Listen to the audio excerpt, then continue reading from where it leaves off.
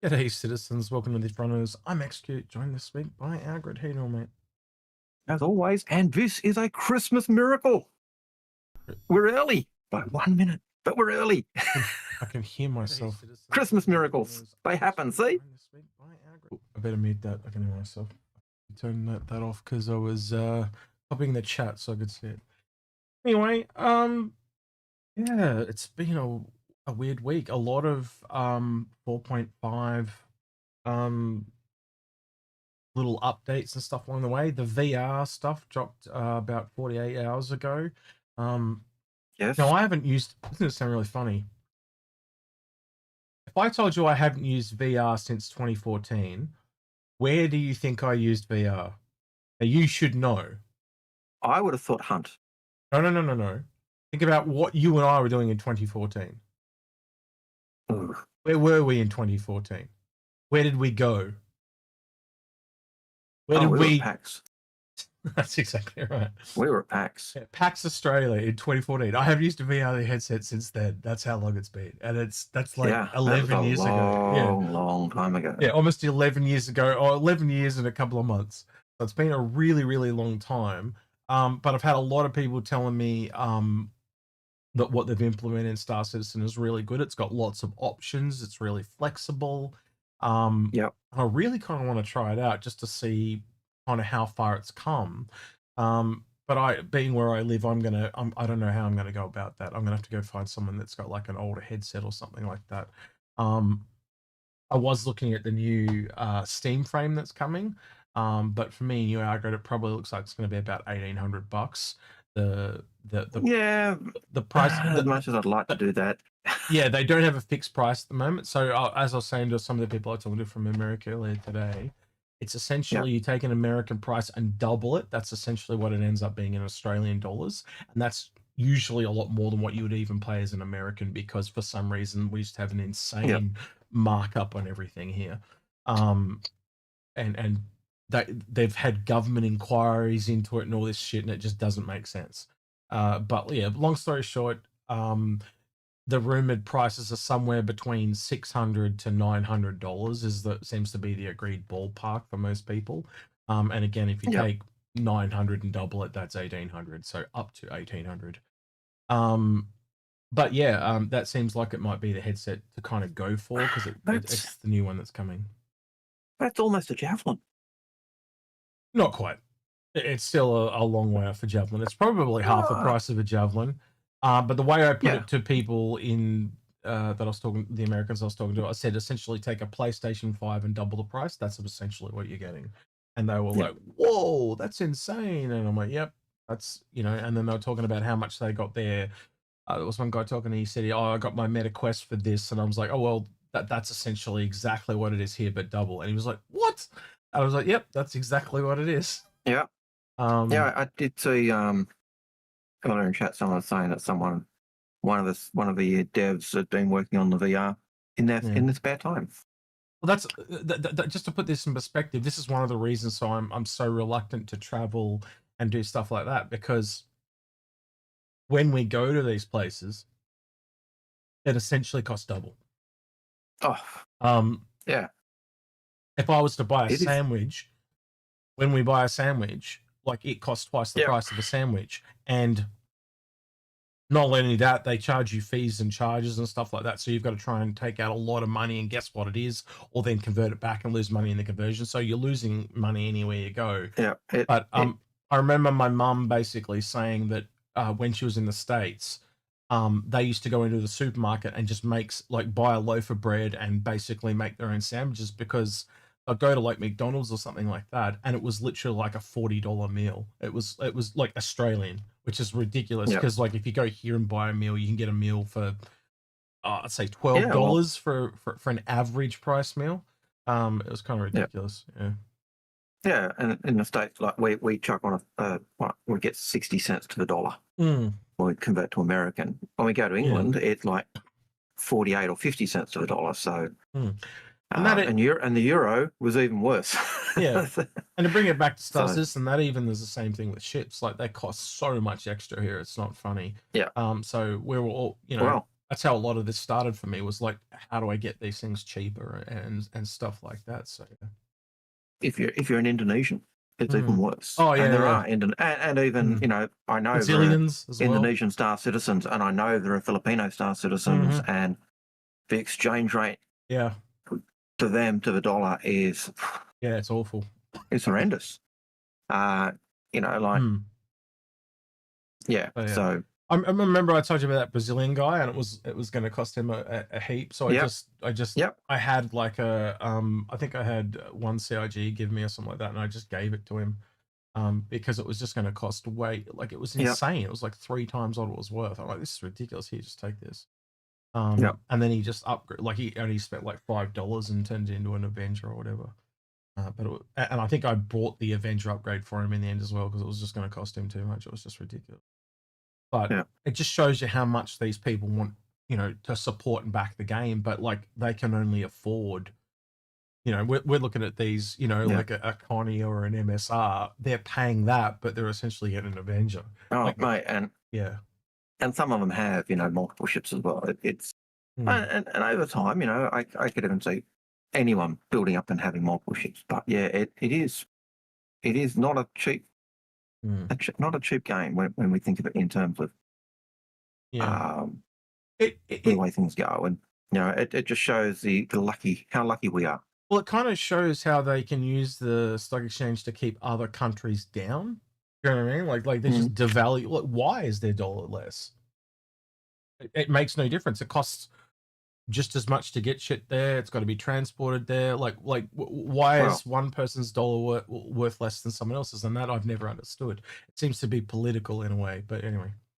Yeah, I don't know, but I do know that the cost of living in Indonesia is significantly lower than the cost of living in Australia. You know, so yeah. John's just mentioning in chat how he did nothing while I was there, and Diane made all the food and constantly brought in cups of tea the whole time. I'm just noticing that when I read that in chat. And that's about right. Diane did everything. She was wonderful. Really took good care of me while I was there, and I really appreciate it greatly. She even cooked me some chocolate cookies. Yeah, those cookies, bro. Cookies that held me over while I had COVID. Yeah. You're making me hungry, Hagrid. Stop. They were so good. They were good. They were good. Gave me these big bag of cookies. Oh, so good. Yeah. And we haven't had food like that for a long time. You know, like I miss my grandmother terribly, because she made me a whole bunch of stuff like that. And my mum is not quite the same. She's always been a more educational person than of course she was a teacher. But my mum was like a stay-at-home. My grandmother was like a stay-at-home mum, so she just cooked and all that, and was amazing. So. Right. Let's have a look on the interwebs, shall we? Like, so big one this week is going to be Luminalia. Has anyone translated this yet, Algared? Do you know?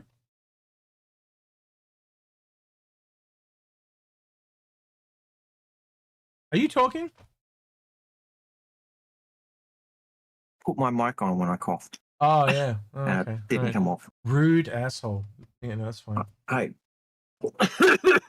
No. Would you rather I cough like that? No, mute. That's so annoying. But then unmute. That would be great too. Sorry, I got a cough too. So yeah, I'm feeling as well. It's that the season for allergies. I think everyone in my house has got them at the moment. So yeah, we're all feeling it, because just as that pollen comes in and stuff like that, it just really kind of sets people off. And obviously, I tend to get more around April. So it's really interesting.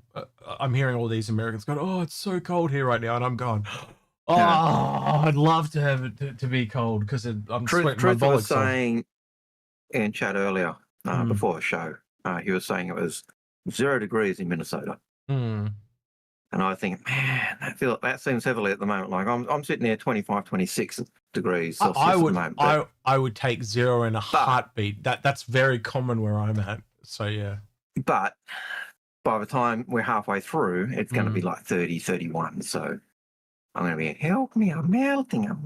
Yeah. You know, so yeah. Well, so the first gift of Luminalia, 2 skins. I'm just going to open nice skins. Just going to open this real quick, and then we're going to go, and then we're going to ignore it, and we're going to go back to what we're looking at, and we'll look at it in a minute. Yeah. Right, go ahead. But the skins to me always feel like a bit of a letdown. Like these are gifts for everybody, but not everyone has those ships. Now I've got those ships, but not everyone else does, and it just feels like it's empty. You know, make them more gifts that people can use, or yeah. That's just. So I think I need to talk about something that I've just remembered. We've got a Golem Ox giveaway. I took the Golem that CIG gave us, and I'm going to upgrade it to an Ox. You even said this was a Golem Ox giveaway. Yep, in the video. We're going to do it today, so we'll do it before the end of the stream. But I think I'm going to take a leaf out of Grimm's book. If you're watching Grimm, you're the one that gave me the idea. But I'm going to change what we're doing. I haven't set up for this, so I will have to do it on the fly. But in the YouTube comments below, on this video, we'll do the YouTube people. On Twitch, I think we'll do a game of marbles. I've got that thing downloaded. I'm going to do it on the fly, so it'll be a bit weird, but we'll work it out. And so whoever wins the Twitch race, I'll put them on the wheel of names. We'll spin it with the person that does YouTube race goes on wheel of names, and the YouTube comment picker, and we'll put them on the wheel of names, and I'll do a spinneroonie, and the winner gets a Golem. So we'll do that at the end. So if you're in YouTube, just leave a comment below this live stream. I'm pretty sure I can do that, or am I sadly damn mistaken? Let me have a look. Let's do it live. This is some other videos. There you go. Van Adventure Tales says the translation says, "We are hunters, you are the prey." That Vandal? That's a weird one. I thought it looked like Banu, but yeah. Yeah, but like, why would the Banu say that? We're the hunters, you are the prey. That's something the Vandal would say. Is it not? Or am I? We are the merchants. You are the customer. Right. Maybe we can't leave comments. I don't think you can leave comments. All right, so I'll have to pick another video. All right, so what's another video? Go back to the content. So we'll just make it why you want extra. No, that one's not out yet. Shit. Well, that's this week's video. We've spoiled it for you. And there's another one we've recorded. Oh shit, I can't show them all these videos that we've recorded because you're going away. Just do it on the Saber Raven. Do it on the Saber Raven. If you're hearing me on YouTube, sorry. I thought you could leave it on the YouTube, but I don't think you can. Well, can you? That's because we haven't opened. Can you leave a comment on the video? Let me know, guys. Can you guys leave a comment below the YouTube the live stream? I don't think you can. There's an ad. The comments aren't open when I was live, I think. Yeah, so while we're live, you can't leave a comment. Yeah, so just leave it on the Saber Raven video. That's the last video that we did, right? So we're doing it live. Yeah, so they're all saying no, right? So YouTube, so on YouTube, Saber Raven video. I'll do it from there. And I know using the comment picker that Grimm gave me, which is this one, you can set it to a time. So I will be able to go in here, open this, Saber Raven, loads going, copy, and then I can go into this, and then I can paste, and then I can go advanced options, and I can before date, after date, and I can do a time. Yep. So I'll just set it. Pick it from today's date. Yeah, from 11 a.m. So I'll only get you the people that are on the live stream, right? No special words. I'm just gonna do it from the date. Just do whatever you want. If you're mean, if I read the comment and you're mean, no putting down execute, no putting down me, no putting down. If you put down Algared, you get an extra draw. If you put down Algared, you get extra. I'm kidding. Man, here I am being kind and loving and concerned for you, but no, you have to be evil and harsh. You're a typical executor. Typical executor. No. We'll just whatever comment comes up, right? But yeah. And we'll go from there. But yeah, that'll be a bit funny. All right. Where were we? We're up to Luminalia. Right, you were saying about the Luminalia. I did interrupt you, but I thought it was important to. I did that. Yeah. I just thought, because we needed to get the giveaway sorted. Yeah. But yeah, like I like the idea of Luminalia, but I like the idea of gifts being, that are usable for everybody. And a set of skins, when not everyone necessarily has those ships, always feels a bit empty. Now, yes, it may encourage them to buy ships. Yes, it may encourage them to spend to grind and buy the ships in game, but it still feels empty. And do you want to answer all the people in chat? There's people saying, like, Drama saying Algared is going away. Is he okay? Yeah, I am. Someone's saying, okay. No, are you going on a romantic vacation? What are you doing? How long could you be going for? So I will disappear for about 4 weeks because I will be entertaining a friend who's visiting Australia. Entertaining. Entertaining. That is not the word. That is not the word I would use, but okay. You said entertaining. Yes, I'm going to use that against you. Just remember, you said entertaining, right? And he goes red in 3, 2, 1. See, told you. Yes, it's too easy. And you are a bastard. Yeah, that's all I say. Yeah, so we're gonna pre-record. We're gonna do a couple more before you go away. So the shows will be pre-recorded for the next little bit. But also, Grim's offered to step in while you're gone. I'm gonna try and get some other guests to come in as well. We'll also do some. I might even, like, if something comes up, I might like reach out to Grim or Expat or something like that. I'm pretty sure I can fill in the gaps for a couple of weeks. And then when you're back, I've just booked running away. Yeah, I've just booked tickets to the Philippines because I couldn't. I was going to go to the Philippines, and then some stuff came up and I couldn't go.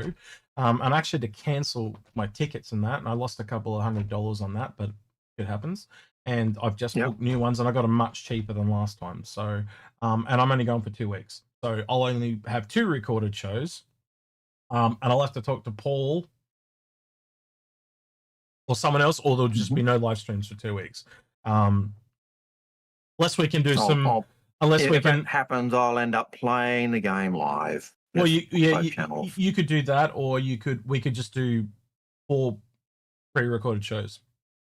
So we were going to do 2, but we could just do 4 and do a recorded show that releases at the same time as live stream. Anyway, we'll work it out. We'll get something going. Now, normally I give away a skin with the Golem. But I'm thinking today, because we're just giving away a Golem Ox, and it is going away live, I might just only do the Golem. I don't know. We'll see how I feel. No, well, I think because we're doing it live, it's just... We'll see. See how I feel like. Yep. Now, I do notice some people are saying that in terms of the skins, it means people can buy the ships in game. They're only small ships, so it does make it easy for you to buy the ships or pick them up in game. Others are saying, hey, at Christmas, kids get unwanted underwear. This is kind of like the unwanted underwear of the skins. Others have said it'd be nice to have pants and other things. And I think we'll get those, like the third day trip one, the jacket. Well, we know one of them from the loading screen is a gun, because we've seen that already, and I'm pretty sure it's the same photo, so we can at least knock one off the list. And usually you get about 2 or 3 ship skins, and I think we found there was a photo. There was a photo that showed what some of them were. Here you go. Look, Terrapin, Scorpius, C1, and Golem. I think that's all of them, but it'll be 2 of each. Yep. So, we've already got the Golem. I think it's not much to think Scorpius and Terrapin and C1, personally, but that's just me. So you could also take 4 more of those off, and the weapons. So there's only 5 that we really don't know what it is. So, yeah. Yep. No, it's just a nice thought. And I know a couple of times we've had a couple of guns and, pistols and rifles and sniper rifles and bits and pieces. So if they're doing pulse, so I wouldn't be surprised if they have a pulse machine gun or a pulse rifle or a pulse. I'm not the biggest fan of these skins and items, but again, I'd even go as far to say they've got better year on year. Like, even that piece of clothing there is better than any other piece of clothing they've given at Christmas time. They've always had weird colors, right? They've been like not like a proper red or a proper green. It's like an off green or an off red. Off and off. Yeah. And it's just really kind of strange. And then you look at that one, and that actually almost looks thematic. You know what I mean? Like, it actually. To me, it had callbacks to the uniform they did to the Tavaran War uniform. But it also made me think that kind of resembled. I don't know if it was a star on the breast, but it resembled also the Captain Kirk's green dress uniform with it. Just, yeah.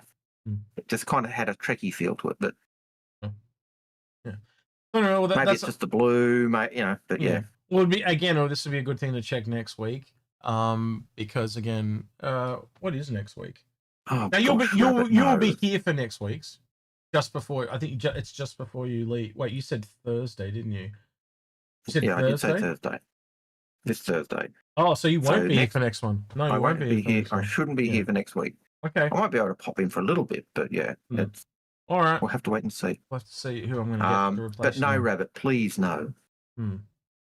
Rabbit wants a Pico onesie exploration suit. Actually, I think you go for everyone running around looking like a Pico. I think you're not going far enough, Rabbit. I think you need like a full-on fuzzy, furry Pico human-sized suit. So the head, like a mascot uniform. You put it on the head. You've got like a vest on. He's got a full-size snowboard.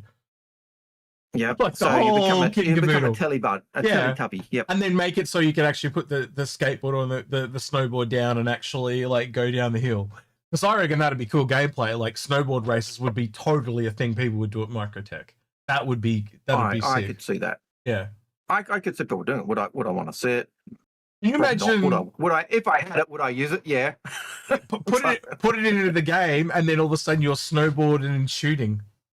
Like I can totally see that thing. Like, okay, guys, it's a combat race to the bottom of the hill. It takes all, you know.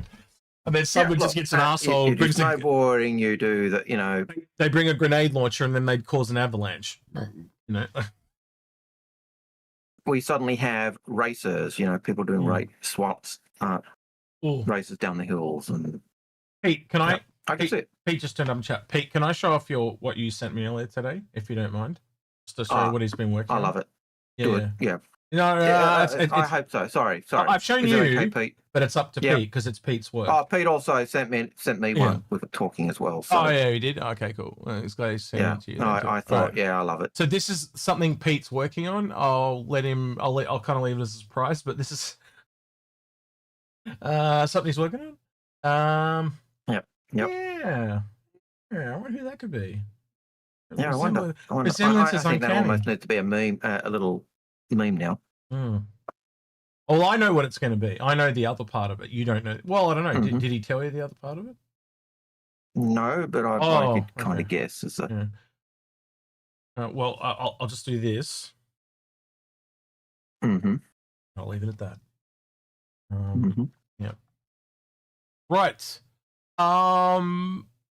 Let's have a look at this. What do we think this is? Now, someone said they think it's a mine. A big mine. Doesn't really look like a mine to me because it's got a clear top on it. Actually, I'll go back and check the email real quick and just see what this sneak. I wonder what this does. I wonder. Well, yeah. Thanks, dickhead. That's really informative. It almost looks like to me just like a hatch cover. See the other one behind it? Well, and if you look down the bottom below that, you've actually got almost the matching over a tube. So it does look like a hatch cover. It's a Fresnel lens for a huge laser. Yeah, it could be that too. Absolutely. As we always say, enough rope to hang yourself. Enough rope to hang yourself. They take this much. Yep. Yeah. It really could be anything at this point. I don't think it's a mine though, mainly because of the clear lid. I think that kind of just rules out a mine for me completely. And it does look like the bottom there, the one that it's sitting on does look like a shaft cover, and it does look like it's it's part of the top. Yeah, it's just because the other one's got the tube, doesn't it? It's almost like a lid in the container lid. It's a bit strange. But could it be a drone? Could it be? Yeah. But to me, it looks like a sewage hatch going down to the sewers and the bottom section. I don't think it's a drone either, mainly because of the clear lid. It's some kind of lid. You know, that's what it really looks like. This part. You know, and then the tube here. Someone said a laser. I could see that being a laser. Mhm. You know, the laser shoots out here, and this is some kind of lens cover for it. And we do have some kind of for a mining vessel. Yep. Yep. It almost does look like a mining head. It really, really does. It does look a bit like a mining head. Could it be a rock crack? You know, from a cracker. Yep, that was my thought. Thing. So, and again, you kind of look where they're located. Maybe that's part of the objective. You got to pick up some pieces and kind of rebuild the laser a little bit or something like that. So yeah. Yeah. Shield emitter. I'll give you a shield emitter. I could say that as well. Shady Face said that in chat. Again, I think just because of the transparent nature of it, I don't think it's a mine and I don't think it's a drone. You would expect from what you've seen of the drones that it would be more solid, same as a mine. Yeah. To me, my first thought is it's an opening to a tube. So either going down somewhere, being a laser, I could see the light coming through that tube and being focused in the glass panel and I think stuff. But I think the red area over here kind of tells me it's lasery. Like, see how it's kind of like lighting the area with a laser of some description. That kind of seems to where I'm going. Yeah. We've got kind of construction worker or oil rig looking workers there type of thing. So that's kind of where I'm at. But again, to hang yourself. And given that they're not wearing spacesuits, it's not. I would have to say it's not on the. Not on the planet, the rock cracker type thing. So, Craig on saying he reckons it's an industrial slow cooker. I was thinking industrial rice cooker, and then he said slow cooker. But it's for putting all those bodies, so we can turn them into Soylent Green. How we deal with the plague that's affecting all the settlements. It doesn't matter which settlement you go to, you see those abandoned corpses that have just been stripped as well. So yeah, I think there's just enough there to be dangerous. I think you would agree with me on that one. Enough there to take enough road. Yeah, how much do you want? All right, now I should have probably turned the bot on. I completely forgot about it until just now. You'll have to forgive me. I still haven't recovered from AIE, by the way. And he's still not doing a very good job. Yeah, you and I were talking yesterday. I'm still fried, like completely. Yeah, we actually looked at doing an episode last night, and X was like, "Oh man," I said, "Mate, just go to bed." You're out. I slept right through to 3:30 in the morning. By the way, after that call, I did say he's not a. See, prisoner, you are obviously a terrorist, aren't you? Hurston torture chamber. I'm pretty sure you're a terrorist. I've got that recorded somewhere. Backdoor doorbell. I think there might be someone at the backdoor doorbell ringing my doorbell. Quick. It's my brother and he... let's do it again. Right. Stream question. Is this going to work or is it going to tell me? Hey, it worked. The normal bot is working. Sweet. We can just use the normal one. All right. Let's do a test real quick. Question. Oh, they're coming in. Never mind. It's already coming. Don't need to do a test. They're coming in. Man, I wish I could remember all the Japanese characters, but I can't. Yep. I can't. I know. I remember like 3 of those letters, but I cannot pronounce them to save my life. I haven't done Japanese since like grade 7, and I did it for like 6 months, and then I threw in the towel. But I wish I'd kept doing it. One of my biggest regrets. I wish I'd actually learned Japanese. But anyway, there you go. Aaron Lent says, "Hey boys, these look similar to. I use things similar to these at work. They look similar to laboratory crucible heads and covers." Crucible heads? What does he mean? Yeah, something for crucible heads. Stuff you put your little. What's a crucible at your work? Please, what did you say, Aaron? Yeah, Aaron. What's a crucible at your work? Thank you for the sub, Arcane Danger on. Why am I doing this all the time? Arcane Danger on Twitch. Appreciate it. 22 months. Crazy. Part of any fortune. Oh, yeah, true. Or could be the big orange salvager. I think more realistically, let's be honest, the sneak peeks tend to be something coming in the next patch. let's be honest, I think that's the Nutcracker stuff. But hey. Yeah. If that thing was a Crucible, like the actual thing was a Crucible, I'd be saying it's a Crucible ship. But you know, yeah, and if it was a ship, you'd assume it would be something up close, like we usually see in a sheep. Yeah, a ship sneak peek. Yeah. So yeah, I don't know. Again, they can be very inconsistent though, so I won't rule anything out. But no, CIG do love the enough rope to hang ourselves. It's an interesting one. I'll give you that. It's been one of the more interesting sneak peeks I've seen this year. To be honest with you, the others are all pretty predictable. Well, we've got the humans for scale as well, so it's one of the Christmas flares we're going to get. See the red and green lights in there as well. It's just hanger flare, yeah. Yep. Okay. To collect stuff in. Oh, okay. It's not deleting the Nightbot stuff though, Algared, anymore. We've got 3 questions so far. So we'll do one here. But yeah, if you want to get some more questions in, you know how the stream works. If the questions run out, then the stream ends and we get to go. And they're all from YouTube at the moment, aren't they? Yep. There hasn't been a single one from. Again, the problem with Twitch is Twitch's API is really quick. So if you've already asked one on Twitch, please re-ask it. If you're on YouTube, no need to re-ask because they kind of stockpile. It's just the 2 different APIs do it in different ways. So if you're on Twitch and you already asked a question, please ask it again, and so it comes in. So Blue Jester said Crucibles come in many shapes and sizes for many applications, from chemicals to work to smelting. Wait, is that like one of those little bowl things? The little plastic dishes you put your bacteria in. Yeah, okay. No, not little plastic ones. I think you're talking about the little. I remember you used to use them with a Bunsen burner. They were like a little clay dish. White dish, yep. Yeah, that one. Yeah, I think that's what he's talking about. I could be wrong, but that's what I'm remembering. Again, man, I'm going back to high school. It's like 25 years ago now. So, it was last week. Yeah. Right. Wish I could pronounce this Japanese person's name, but we'll just call him. Irish Release says you're thinking of a mortar. No, No, I'm not thinking of mortar. I'm thinking of a mortar and pestle is not what I'm thinking of. They had these little things. I remember being. No, I think I know what you mean. The little white dish put on the Bunsen burner and put your stuff in, and I think they were called crucibles. Maybe I'm wrong. Aaron I do think they were. Yeah, Aaron will tell me. I do think they were, but someone will correct us if we're wrong. It's a long time since we've done that type of stuff. For a container for a zombie.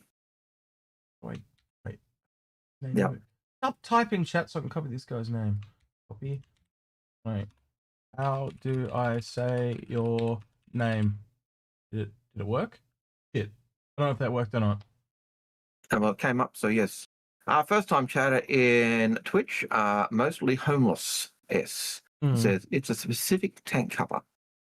A septic tank. It's a cover for a specific type of tank. Yes. Chris Kuma-san. Right. It's Kuma. We're just going to call him Kuma. So Chris Kuma. I'm just going to call it. Well, you can call him Kiss if you want, but I like the nickname Kuma. I think that's kind of cool. Kuma-san. Kuma. Well, San is just a Japanese thing. How they kind of like.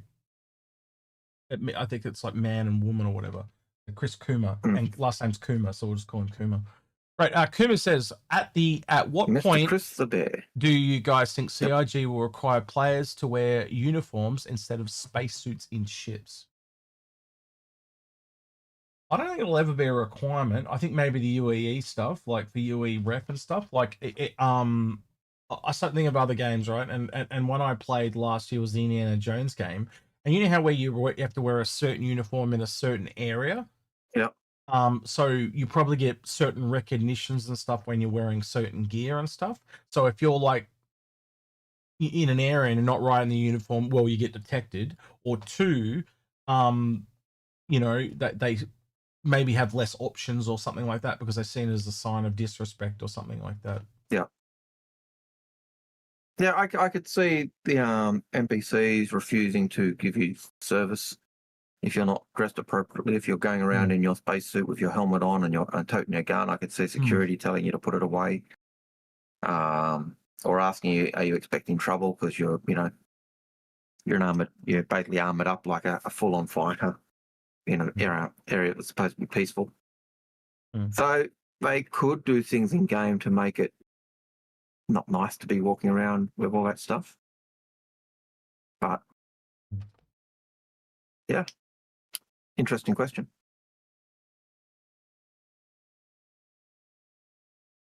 Shampasta. Yep. Where is the Christmas tree scene this year in game? I think they only ever did that 1 year, didn't they?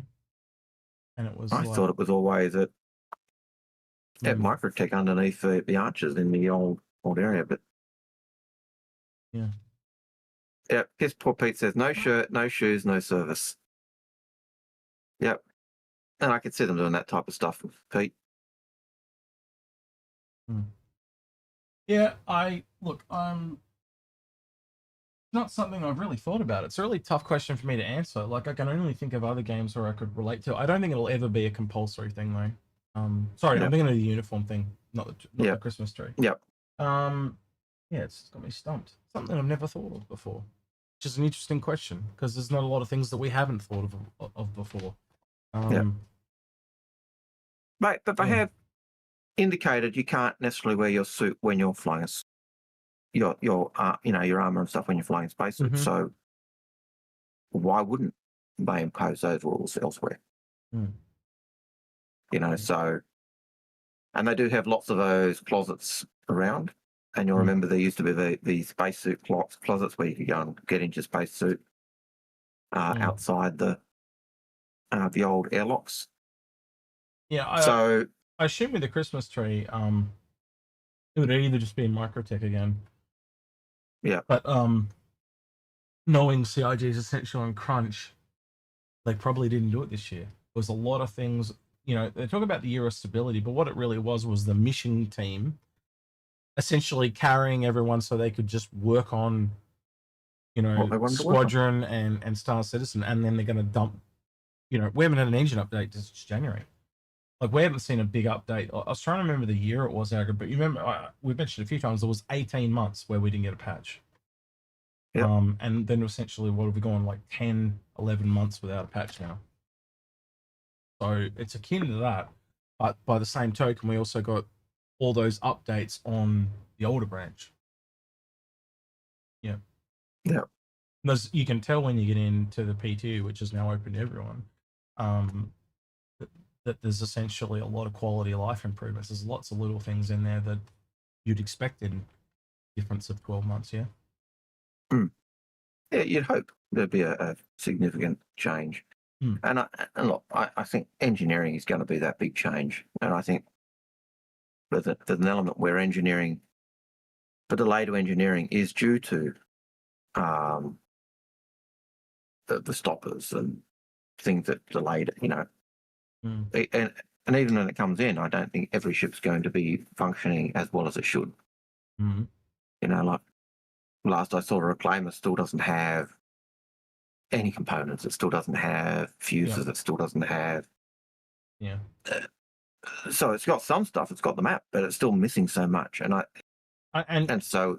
you and I record an episode that will come out not this week, but probably next. We did one on the MSR, right? And one of the things you noticed is they'd gone in and they'd put in fire extinguishers, but they hadn't molded them into the walls. They'd essentially just smacked them onto the edge of the side of the wall. And some of them glitched through. And so they're going to probably go back and jerry rig a lot of stuff until they do a proper gold pass and go back and do that. So I think there's going to be a lot of ships that are, they're going to be in limbo.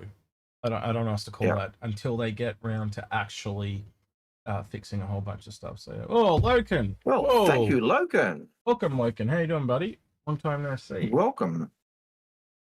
Thank you for joining us with those raiders and high raiders. If you want to pop your head in, Loken, and say hello, you're more than welcome to. Yeah, we'd love you to pop your head in. We always invite people, but they never turn up. It must be the smell. I know. It must smell bad or something. Yeah, I don't know what it is. Hope you're well, buddy. And keeping out of trouble. I know he's a busy boy. Good to see you, man. Indeed. Right. Next question, please, Algared, when you're ready. Next question. The next question is from Rabbit. And Rabbit says, no, that's just answering someone. Sorry. What is the Reclaimer's manned cutter supposed to be? So we actually did talk to John and Ben about this. I really thought it was going to be the Rambler for a long time. I went down this big rabbit hole, and after that, I don't know if you've noticed a change, but I think Algared would have picked He up tries not to go down the rabbit hole. I try to go nowhere near as deep as I did on that one, and I've really drawn myself. It was so bad. He'd start, my eyes would glaze over. Yeah. But when we did talk to John and Ben about that, John said it'll probably be some kind of custom drone or basically a drone. It turns out the name Cutter was too cool for just something that small, like a snub or a drone, and that's why they made it their own ship in the end. And obviously we connected some dots that, again, you missed that one little bit of information of the name is too cool, and the whole thing just goes out the window. I think John also said if he had his way, it wouldn't have one. But because he said sold it with it. Yeah, he just said it would be what it is. But I honestly, I can't see why you don't just, I'll give an example. The ATLS kind of salvage variant you see in the Astro Armada, just make that a cutter variant, like it's ATLS cutter or whatever. Just give that with it, like just everyone that got the Reclaimer, they get one of those. And it doesn't even have to work with it or anything. They just go, here you go. You just get one. Yep. And that would make sense, because then you could keep it in the cargo bay and it does a bit of salvaging, and you can go across and cut the components out and stuff like that and come back. Yeah. And it's a manned cutter. I think that's all it would need. But yeah, that's how I would solve that problem. And again, you could also remove that from future ones that are sold if it's such a big problem for John. The new reclaimers that come out, because they've done that as well. Like they removed the land claims from the Pioneer, as an example. Yep. So they could essentially degrade packages. But yeah, I don't know. I how I went down that rabbit hole and all that. I still think that's a really cool idea. I like the idea of a little ship that, kind of came back to the mothership. It was almost like a Connie kind of gave me the idea. Connie type idea. Yeah. We don't see that anymore. We don't. It's the only ship in the game that's kind of got that docking thing. Why wouldn't you reuse that tech? And see, that's when we talk about that. That's the type of thing I'd like to see with the application of the turning a Starfarer into a Fury loader. Yep. It's using the same docking. It's the same. You want to see them use that same docking, but I do remember them saying that it was the cargo docking that actually solved refueling and economy loading, because they were basically using the same tech. So it's just applied in a slightly different way. So you'd even see how that works with command module. I know you can see that. I know most people. Absolutely, it's exactly the same thing. It's just So, and in fact, probably even more so, because when the P52 connects to the Connie, it becomes part of a Connie. And when the command module docks to the Caterpillar, it becomes part of the Caterpillar. So you can, I know ourselves and a lot of other people have said, wouldn't it be cool if you had Obi-Wan Kenobi's little ring ship, with the jump drive? Yep. That would essentially be what the command module does. It comes in, it connects to a ring, it takes control of it, and et cetera, et cetera. So that would be another one that could use the tech. And I reckon, something from Kruger like that would be really good. I could see that being a Kruger ship. So take that Star Wars ship, but deluxify it, I think would be kind of cool. Or you could do it on any other one. But I just think it'd be a nice homage to have a ship like that. But could you also do that on a larger ship? What is the benefit of doing that to the disconnect, right? So having a ship that is essentially, when they have the whole series, and when we looked into that the first time back before they had the new jump points with the transient jump points, and they had the different sizes, and I essentially worked out that it could go through the jump point that was smaller, and then when it came out with all its cargo, it would be bigger. Now it would go for the bigger jump point. Now you're where I'm at, right? So you could literally have the ring, and it's like a large ship, but when you take the ring off, it makes it like a medium ship. So all of a sudden, when you go into combat, as an example, it's more maneuverable. But then the disconnect is if you're trying to escape, you've got to get back to the ring, attach to the ring, and then warp out. So there's a plus and a minus there, and I find that really interesting. It's very much a snub ship. Yeah. It's very much the P52 on the Connie. You know, you're launching the P52, you're agile, you're fast, you're quick. But if you have to get out of Dodge, you've got to get back to the Connie. Well, you could still jump around the system, but you just can't go through the wormhole or something like that because you don't have the jump drive. You know, you could also have it so that you've got far less fuel. You could also have it so you don't have a lot of your cargo. Like, think of all the things that you can assign to do. If you can essentially split a ship in two, which they now can do because of what they've done with the command module, start to think of how you could use that in future ships going forward. It's rather interesting. I could see them doing that type of stuff down the track. Yeah. Mickey Mouse. Well, you know the reclaim it. Do you know another ship that it makes available? Ironically, and you think of another ship that does exist right now that is now able to technically be made because of that. I know what it is. You mean the fact that it divides into two and drops something off, and so essentially how the cab on the command module attaches to the Caterpillar or the Ironclad. Yep. Yeah. I think of a Crucible. No. With its Scarab. The Endeavour. Oh yes, the Endeavour, because its cab actually goes off and does its deep space exploration as well. Yeah, John, thanks for stopping by, buddy. I know we're starting John. a bit late for you guys there in the UK, so I do appreciate you. Yeah, he said we're not early. He said it was midnight, even though we're starting a minute earlier than we said. But yeah. Oh, it's because I want John to turn into a pumpkin. That's why we start so late. Yeah. Because that's what happens. But Mickey Mouse was going back to reclaimer discussion about the snub, and he says, yeah, it has a lot of wasted space, and it's true, it does. It could easily house a tiny hangar for a snub ship, and it could. And I think when CIG rework it, they're going to. I think a lot of that wasted space will get taken up and changed. One of the things CIG also tried to do is not make every ship a carrier ship.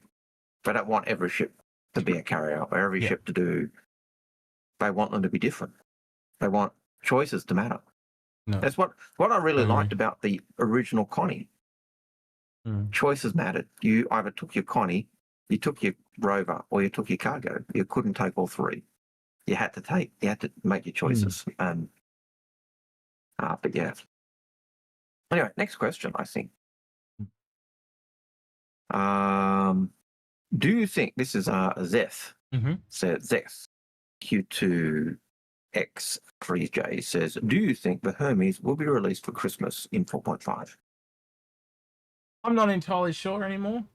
Again, I would hope that they're trying to keep up that credence of one ship per month, which they've obviously been doing. So I don't think they would not want to do that. I think we're getting a ship with 4.5, but what is that ship? Would be the question. Yeah. Yeah, that'd be a fair question. Yeah, because again, the Hermes could be a couple of months away. Hell, we could just be getting something small and tiny that we haven't seen. Yeah, I don't know. I think generally they tend to be a cooler ship, though, don't they?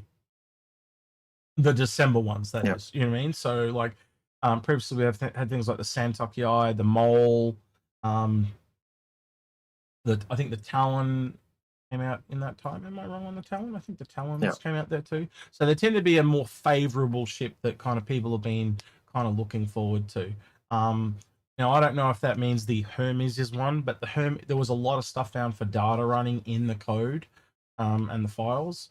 So yeah. First time chatter there from Horrible Tomato says December ships have been bangers. Yeah, they generally are. That's kind of what I was trying to get at. The cutter, no, the cutter was AIE, I think, actually. Patch 44. I think that was an AIE ship.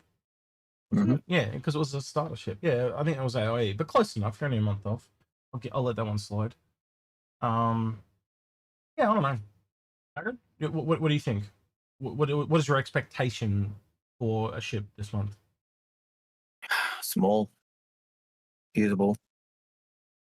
I could see them doing another generalist. And we've had because they're trying to push for that, but ton of variants this year though. So again, if it is the Hermes, Wouldn't surprise me at all. And again, we technically got a fabricator ship without fabrication. So if we got a data runner without data running, it also wouldn't surprise me, because let's be honest, a lot of them are going to probably be cargo / data running, almost a little bit like the MSR. And my only concern was if it's the Hermes, it essentially directly competes in size with the MSR. So yeah, we'll see. Hermes is the top contender. But I wouldn't say it's the only contender. Now, someone was also saying that they could see going back to Reclaimer, a snub ship for Reclaimer like the Salvation. Now, the Salvation, I think, is just too big. Even though it's too big a ship, even though it is so small, it is slightly smaller, I think, in height than the Argo, because you can actually get it into the Argo landing bay of the Idris with its landing gear down. Whereas when we tried putting the Argo into the Argo landing bay, it didn't fit, and you had to have the landing gear up. So it's I would say it's smaller than an Argo, but it's got. Vandal on YouTube says, "What about the Anvil Clipper truck, the Auxiliary? That could be up there too." I am more likely to think of bigger vehicles like that tend to come at the main events, and I think that's more likely because you think of the price of that thing.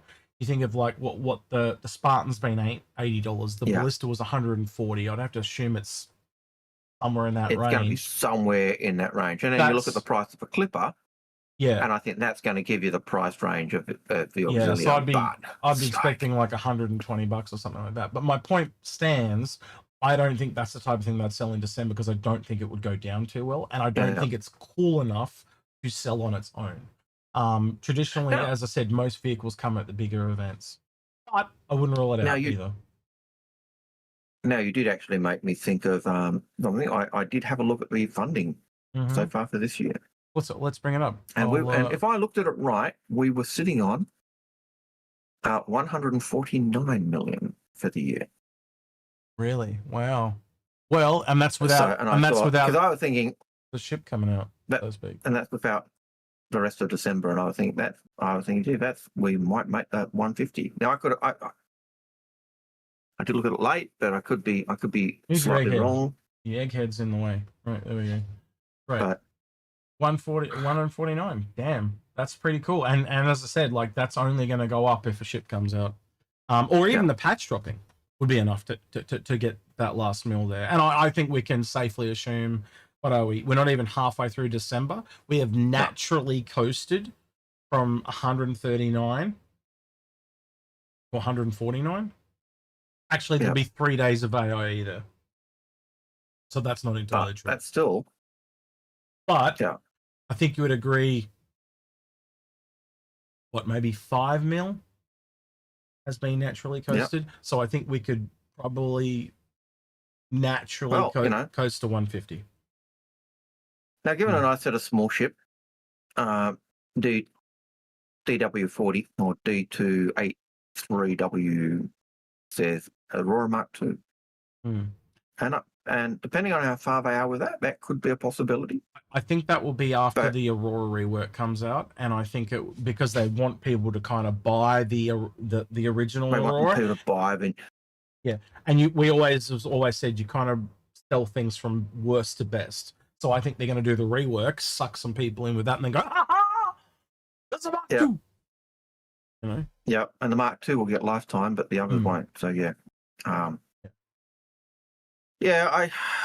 I really hope I know they're going to, but a Mark II Aurora at cost it irks. What price do you think it'll be when it comes out?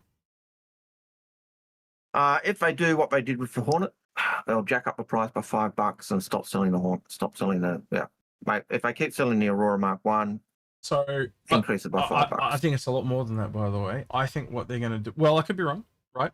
But taking the analogy that it was in the $100 price range, and they put it up by $50.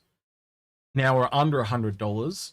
You cut that in half, it's $25. So I think it's going to go up to 70. Like, so an Aurora LN package Mark II would be $70. $70. Yeah, and that all of a sudden becomes an RSI advanced starter, right alongside the I Salvation. could see them doing that. Yeah, I could see them doing that. But yeah, it kind of irks me if they do that, because they're saying, oh, the Mark 1 with the bed is useless to gameplay because we're getting rid of the bed and doing blah blah blah. So we're bringing out a Mark 2, but we're not update, because to make it more usable in game. But well, yeah, so.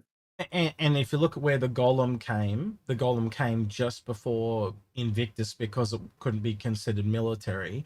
Now, do you think you could technically consider the Aurora Mark II military? I would say no, because it's starter. But it does have a slight combat element, so maybe it could skip in there. But I think the whole reason the Golem came just before was because it was clearly not military. Yeah. So I think that's where I'd be placing the Mark II. It would be a starter for Invictus time frame. Yeah, like, the Aurora Mark 1 was tanky. It was, for a starter ship, it was probably one of the tankiest little fighters around. It could take a beating. And when you upgraded the weapons, not on the ESESs, was pretty useless. At one point, but when you upgraded the weapon and gave it its 4 size, I think it's 4 size 2s or 4 size 1s, that was pretty good. And then if you had the LN actually had the size 4 missile rack on the top. Well, so, or was it size 3? But it had the largest missile rack plus the 4 weapons. So it was actually quite a good little fighter. Yeah. I'm not expecting too many upgrades to it beyond visual, to be honest with you, and that's kind of what John Crew said, didn't he? He said Mark II's are really a visual thing. I don't think there's too many component massive upgrades between the Hornets personally. I think they're all small little incremental things. But again, I think most of that is a visual upgrade. So when I look at it, I think it's just to bring it in line with more modern standards. So I'll be interested to see how that. I think that's a Mark 1 update. Yeah. So I hope that doesn't translate to a big jump in price. Even at $25, that's a pretty big jump in my book. I'm hoping for smaller than that. But again, look what happened with the Hornets. We have a presidents. Doesn't mean it's all. Spike's asking about the Discord giveaway. So what we're going to do is on YouTube, if you want to leave a comment on this video, which was the last week's Saber Raven one, if you leave a comment on there, you can enter on YouTube. If you want to enter on Twitch, we're going to do a marbles game, and then we'll do a spin-off between the two. And if you're a cheeky bugger and your name comes up twice, then we just rule it out, and I'll give it to Algared. No. Woohoo!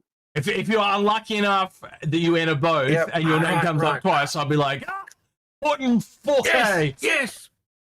Yes. I don't have an ox. Yeah. So there you go. No. Well, you need to talk to Lemon. I did tell you about that, didn't you? You got to talk to the Lemon.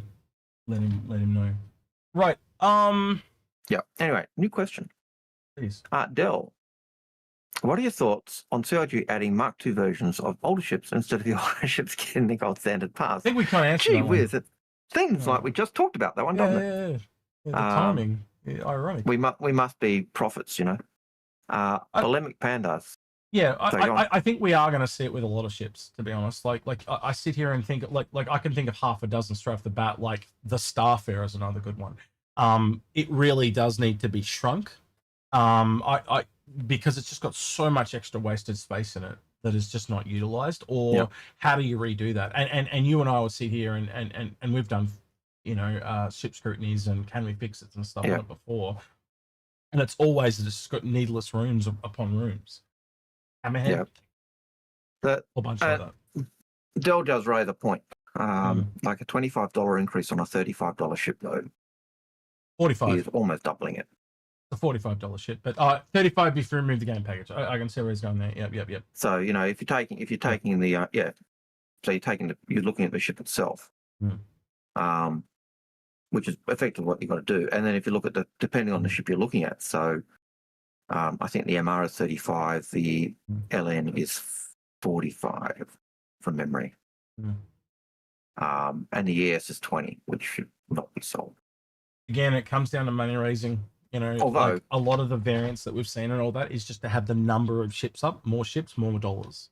Just that simple. Yep. Like, and you look at the AI that just went past, we had more variants than new ships. But yep. the variants were at least better and more interesting variants than we'd seen before. Look, I don't mind a variant, and I don't think you mind a variant. I don't think most people mind a variant if it's interesting. How do you make a non-interesting variant? Well, look at what happened with the Saber Raver variants. They were awful. You know, the Firebird is just another combat version of the Saber, right? If you, look what happened to the... You bring the Saber back into it, and you kind of go, hang on, that's just a more missile version of the Saber. You look at the Peregrine, it's like one of the most expensive racing ships we've ever got. Why? And then you look at the Saber Raven, that one actually seems justified to me, but it really muddied the water. I'd argue the Meteor did the same thing. They just took really cool things that they knew people wanted and then tried to maximize. Look, the cost of that Meteor is insane. If I wanted a Mantis, I would just buy a Mantis. But if you're trying to sell me on the look of a Meteor that's just a more expensive Mantis, why would I bother? You know, I know a lot of, I don't know many people that kept that ship. Like, most people got rid of it. They bought it with credit, hated it, got rid of it. And I can understand people wanting the Raven, and so you try and bring out ships that have that same look, because the Raven's a ship they can't sell because it was a promotion. Yep. So I get that. I get that, trying to appeal to people, but yeah, the Saber did seem a bit lackluster. Yeah. $1,600 was the last Raven I saw for sale, by the way, only about a week ago. It's really gone up in price. It has gone up in price. I think I got mine for about 140 Australian dollars, and I saw them go for cheaper than that. I think they went down about 99 Australian at one point before they went up to where they are. If I didn't like my Saber Raven so much, I'd be tempted for that. I know a certain Inforunner that has not been with us for a long time, but it's the only ship he's got on his account. You know what I'm talking about? I probably do. Yeah. Yeah, that's the only one he's got on one of his accounts. Yep. Anyway, right, next question, unless you got anything else to add to that one.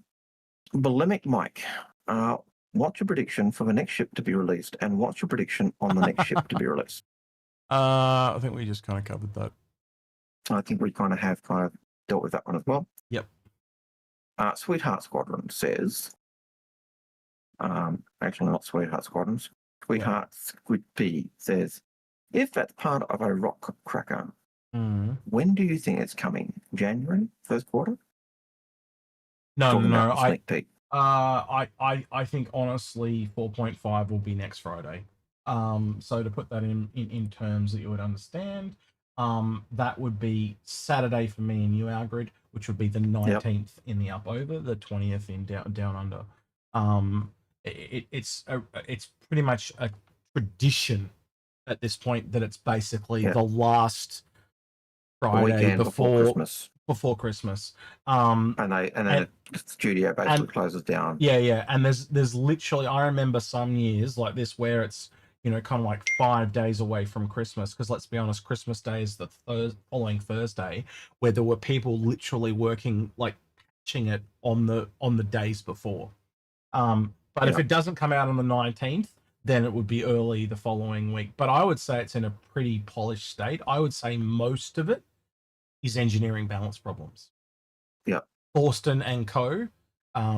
Would be working their utter arse off. Indeed. To kind of get that balance. And they're taking a lot of feedback from people. You know, they've been talking about it.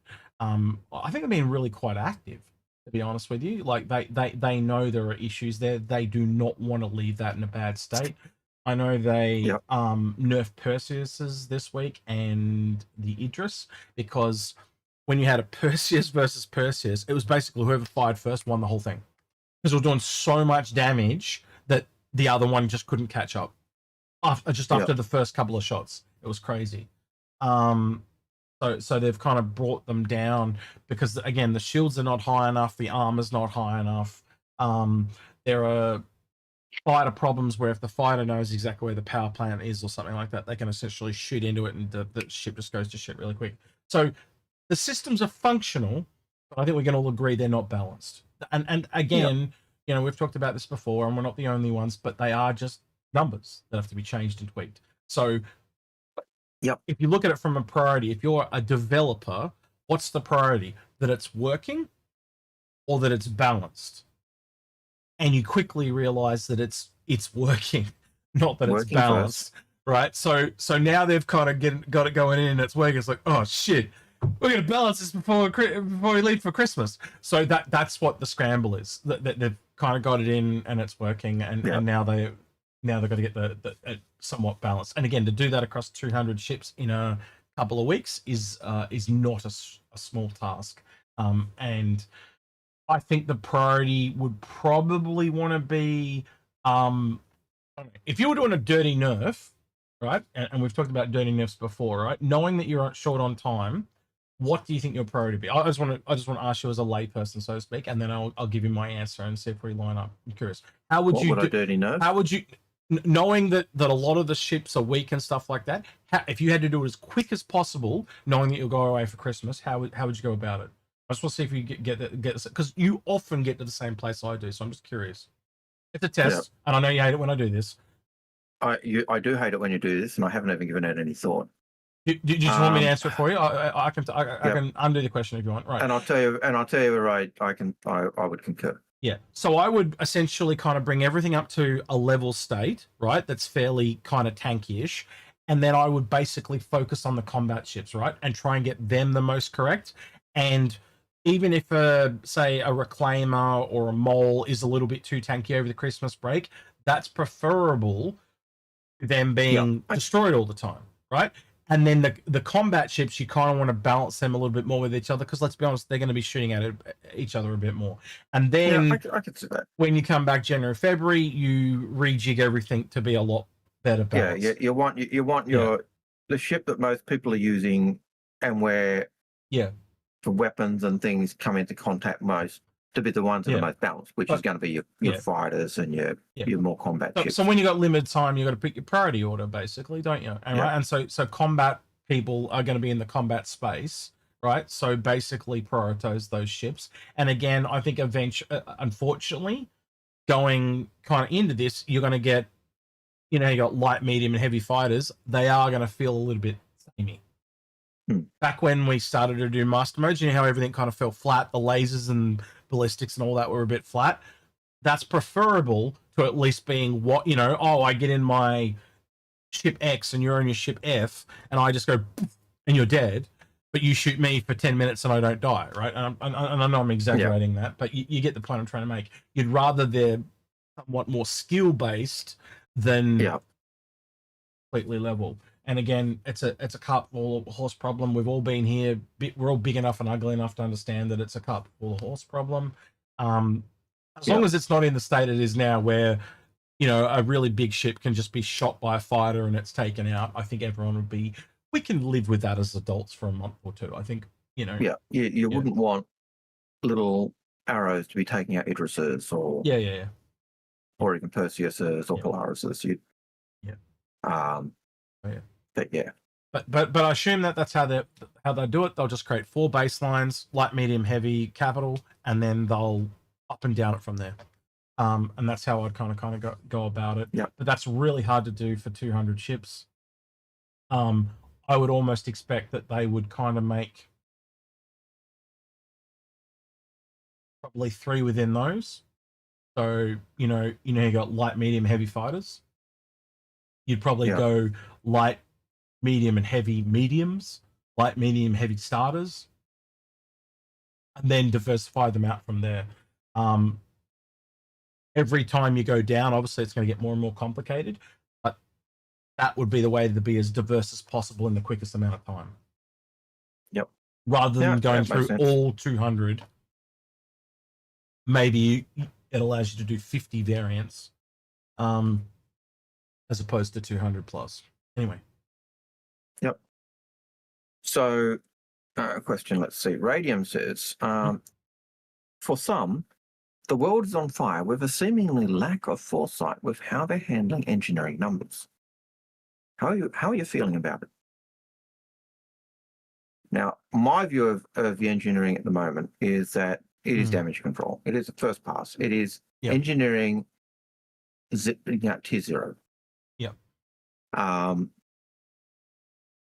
So it's going to have teething issues. It's going to feel like you're running around just putting out fires and doing stuff like that. But it is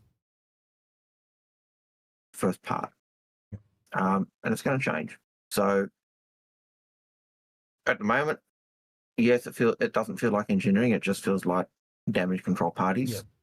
But I expect that's going to change. And I think at the moment, I'm quite happy to I think let them do their job. Like the first thing I said to you is people are not ready for this, and I saw the issues that were coming, and they've already cut it back from what I'd seen in Evo, and they've really tried to limit what's coming out because there is a lot more depth to it. There's a lot more things coming, but again, and you don't often, and they've even slowed it down, haven't they? Yeah, you don't often balance things as a developer. You just get it in, and you want everything working, right?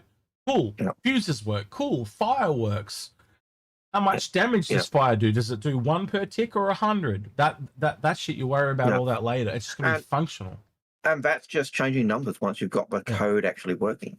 So essentially, anyone that's built a prototype. Now, not everyone does a prototype, but you remember back to when you were a kid or something like that, and you build some kind of wacky invention.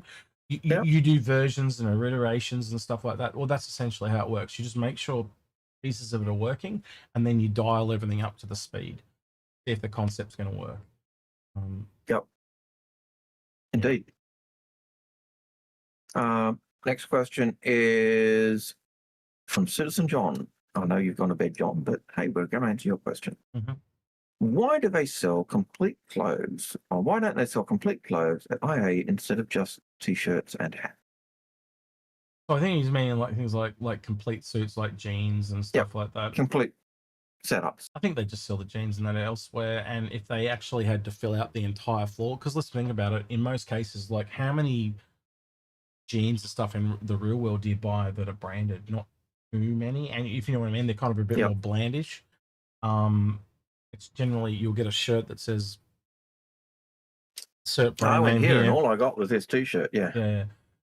So I think they're just thinking that you'd already have pants or something like that. But again, it would be nice if there was a store there that maybe sold pants and shoes. Again, I get why they don't. It's you know, you go to a, maybe that's some feedback for next time. Well, you go to a convention. You'll see t-shirts on sale. You'll see hats on sale. Gamer conventions. I don't think I've ever seen pants and shoes at gamer conventions unless it's a costume. But I'll see t-shirts, and hats, pushing the convention. But I haven't seen the other stuff. So I guess that's why.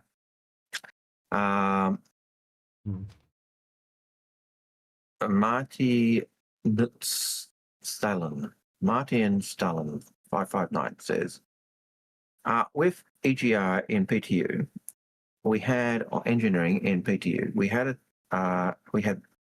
have had much hullabaloo about size 2 versus size 3 shields. In my opinion, physicalized shield emitters will enable a systematic balancing solution. Do you recall CIG's stated plan for this? I think he's talking about shield emitters on the ships. And the last thing I remember about shield emitters when they brought it up, when they talked about the railing being concepted, I think that's another one of those components we just haven't seen yet. We've obviously got internal components like the batteries and the life support coming in, but I just don't think it's there yet. I think that is somehow tied to engineering, though. I think you'd probably see it around the same time you'd see the armor stuff. That's a really, I haven't even really thought about that for ages. I can't really answer that one without going to a bit more research, to be honest with you. I can only remember they talked about the shield emitters being something to bring out. The stuff about the shields we know, like size 2 shield was generally equivalent, a size 3 shield was equivalent to 3 size 2s, a size 2 was equivalent to 3 size 1s. That kind of hasn't changed. Probably the biggest thing they've changed is only 2 shields are actually functioning at a time. So you've got 3 shields, you've got 1 basically in reserve, basically charged, ready to go. And then when one of those goes down, it pops up. So essentially giving you a larger shield pool, essentially. I remember that they did talk about different size ships having different number of faces. But I think that may have changed because, as you said, they only have 2 faces now. So again, I'd have to assume you have a front emitter and a back emitter, and that's kind of it. I remember back in the day, they talked about like smaller ships would only have 2 faces and larger ships would have more. But again, from what John said there, it looks like it's changed again. So we'll have to kind of wait and see. Yeah. Going back to John's question, they're saying, tourist places, shirts, hats, shot glasses. Trent Naughty says mugs, more mugs would be something they could sell, have on their store, because there's some pretty good mugs right here. What do you reckon? I think these are pretty good. Yeah, we don't need more mugs. These are ugly. These mugs are ugly enough. But yeah, so with the shields though, to go beyond the how shield emitters will work, I think that's something we'd have to go back and have a look at. Hunter Rose says, or Hunter Rose says, does it undermine your confidence in VR for the future when CIG literally won't spend a penny on it and it falls to employees volunteering their time to make it happen? Not the priority thing. Apologies for the noise. I am getting it really is just a priority thing of what they're doing. I know that Chris wanted VR to be in. I know that there's something they did early on for the hangars and stuff, but they stopped doing it for some reason. Look, and I think Pupil to Planet, the stuff we get from Pupil to Planet was the developers being told, go for it, show us what you can do. It's if a staff member does something on their own time or in company time, and then says, "Hey, look what I've been working on," then I ever say, "Yeah, okay, we'll get you working on it in more detail, or we'll get you doing this," but yeah, it'd be nice to see that person get a bonus if it's done really good, if it is really good, or they push ahead, or it'd be nice to see it get developed for those people who want VR, but VR is not one of those things that have ever really captured my imagination, so I'm probably the last person to comment. Whereas you're still looking forward to that possibility. Is that right? Yeah. Sorry, I'm trying to set up marbles in the background. That's why I realise that. I know you are. Yeah, you're struggling like a motherfucker. I know, but I can't log out of my personal Twitch account. It won't let me do it. Really? I don't know how to change it. It just won't give me an option here to log out of it. Because I'm trying to get it set up for later on when we do the giveaway. But no, it just won't. Okay, so anyway. So Bowler 99999 says, did you hear about the scanning updates now including being able to scan for caves? Yes. Yes, I was filibustering. That's right. Exactly what I was doing. Yes. So that's a nice update. I'll see if being able to scan for caves. I might be able to crowdsource this. Let's have a look. So we're going to go to another mode here, right? This is the mode that I call game mode. Now, normally the game of choice is Star Citizen, but if I go here and change this to marbles, will that work? Find out. Yes, it will. Right. Can anyone tell me how the hell I log out of this shit? Because I cannot figure it out. There's a thing up here that says execute AUS, but oh shit, I quit the whole game. That's not what I was meant to do. That was bad. I wasn't meant to do that. Yep, it was. But yeah, there's no option there to log out, which is driving me nuts. Could you explain? What do you mean? Signal 30 says, but he didn't did it in his own time. Oh, he's talking about the guy that did the VR stuff.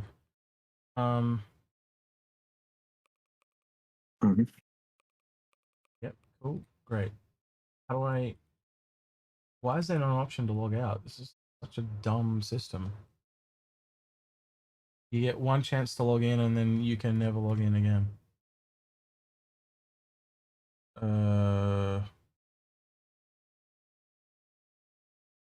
Anyone say anything in chat, Algared?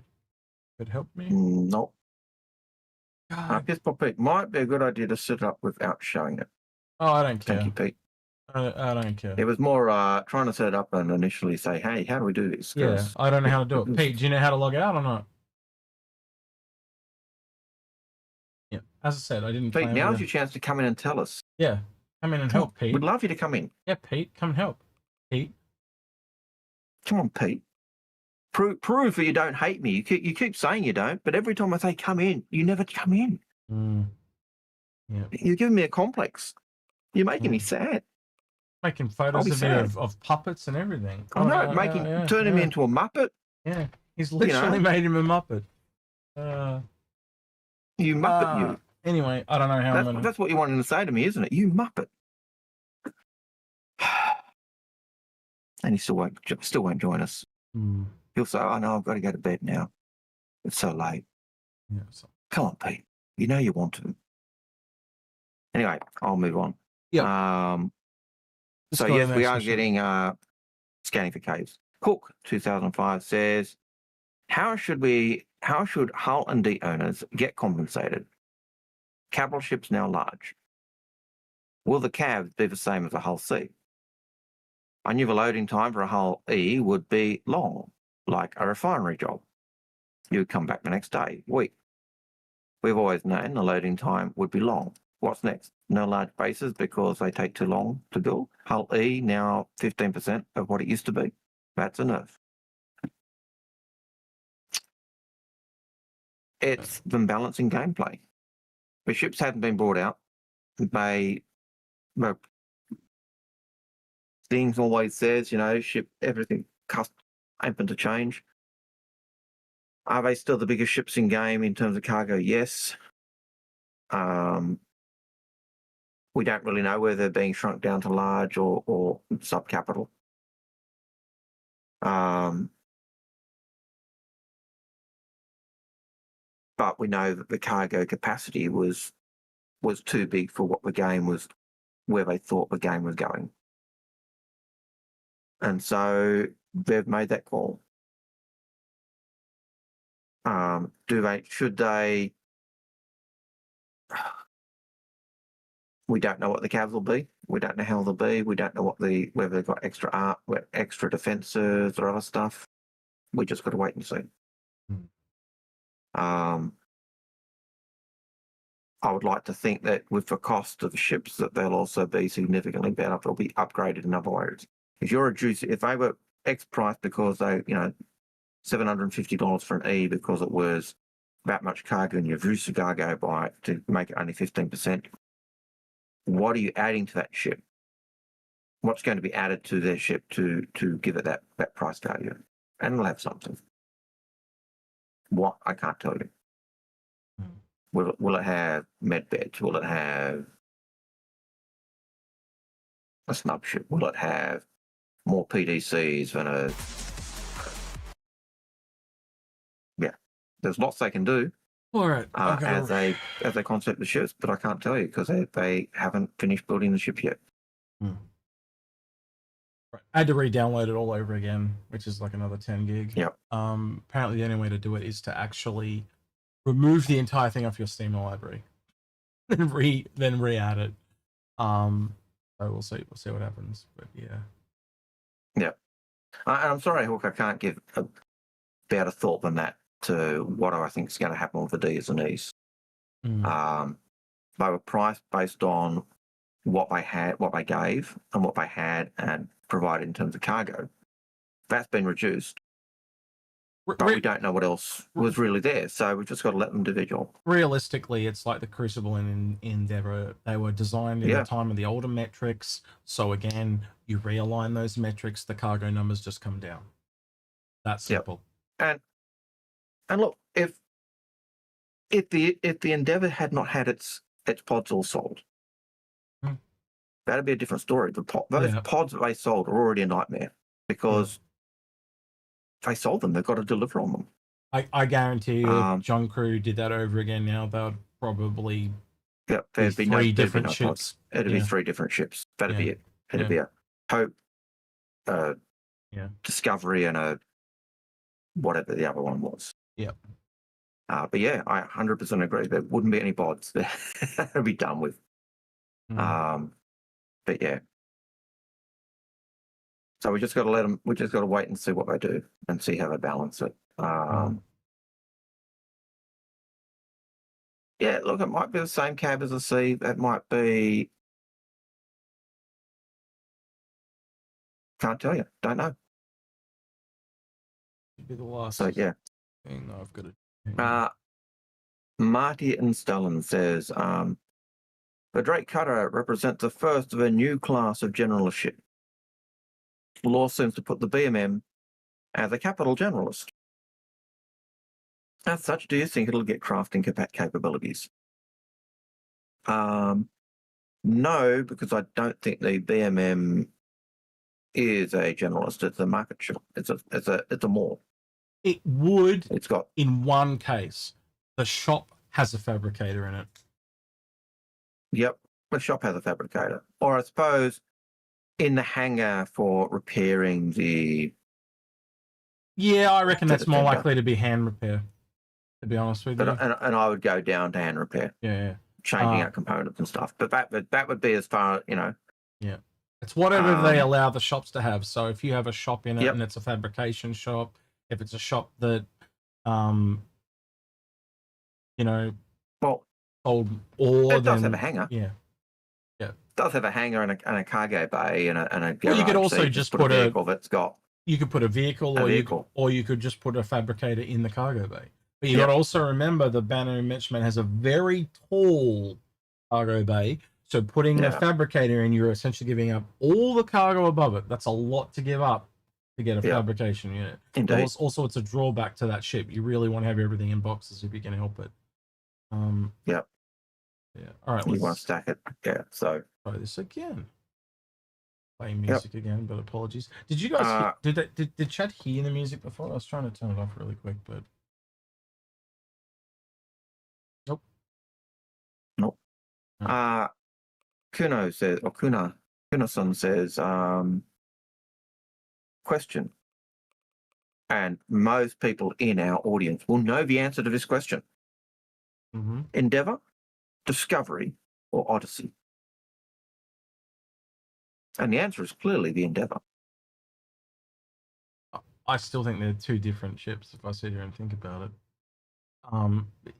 It depends on, because I'm looking at this from a fix my fleet. I always sit there and go, who is it for? Yeah. Et cetera, et cetera, et cetera. Yeah. The true answer is they're doing it. The Endeavour Discovery is using its telescope to find the stuff, and then you're sending out your Carracker, Odyssey, or your other explorers to actually investigate it. Yeah. They're doing different roles. But from our audience point of view, we are the cult of the Endeavour, so I've got to act priestly and say that the Endeavour is always the answer. Yeah. So, but as we'd say, being a fixed most fleet type answer, what do you want to do? How you want to do it? What gameplay you're looking for? And they often will answer the responses that you give, and you'll end up answering your own question once you start asking those questions. Yes, Irish Leash, yes, you're a good convert. Yeah, so just as a reminder, if you get onto the YouTube and go to this video, we're doing a Golem Ox video giveaway that we'll do we're about halfway through the stream now, Algared, so we'll probably do it in the last half an hour. So just leave a comment on there if you're on the YouTube. And if you are on the Twitch, we're going to do I'm going to try and do a marbles giveaway. I'm struggling. This is the 3rd time I'm downloading it again. because it keeps. I had to delete all the settings in it this time, so. Apparently, there's a lot of other people having this issue though. Like once you log in, it's impossible to change to anything else. And I never logged in. I actually said cancel, and when I canceled, if worst comes to worst, you'll just have to jump. We'll just tell you to go across and add a comment to the video. Wait, it says go do this off screen in case it shows your ID, hub account, unlink your personal Twitch, and relink your Twitch name. Okay, well I couldn't find that, so hub account. All right, I'll check that soon when I've downloaded it for the third time, which it's almost done. Yeah. So, question from the prisoner. Yep. Why would the reclaimer need a sub? Does he mean snub or sub? Snub. Snub. Oh, you said, I heard sub. I'm like, not a submarine. No. Why would it? And it's not very dominant. Too. Why does it need a sub? It's not very dominant either. I don't know why it needs a sub, but okay. Whatever floats your boat there, Mr. Ballgag. But well, because it was promised basically, and again, if you think about it, how do you get components out of a ship? Because you have to get all the fuel out of it. You've got to strip all the components out of the inside of the ship before you can salvage it. Because they literally talked about during the concept sale that if you just eat it, it can explode. We've already seen that happen with engineering with the power plants. So you've got to essentially gut it before you can eat it. And so to help with that, you'd want a ship that can go over and, or people to go over and take all the stuff out. And I think that's very dangerous jobs. You want them either armored or you want a drone doing it. Yeah, something like that. And I think that's probably what the drones will end up being. Yeah, they'll be the gutters. And I did say that to John, got a laugh out of him, didn't I? I said, well, you just have to change the name of it now from gutter to gutter. And he had a chuckle. He chuckled. He gave one of his smiles. So who knows? Yeah. I don't expect anything. It was either John going, you idiot. He didn't know. No. It was definitely. It wasn't like that. It was a chuckle. Or So, but yeah. But I think it's also ties in with that exploration aspect as well. You go into a ship, a ruined ship, you don't know what's there.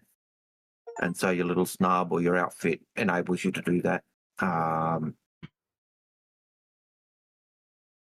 Well, I would Space Pumpkin kind of Kin Dave, Space Pumpkin Dave says, give it the MPUV tractor and get rid of that silly drone.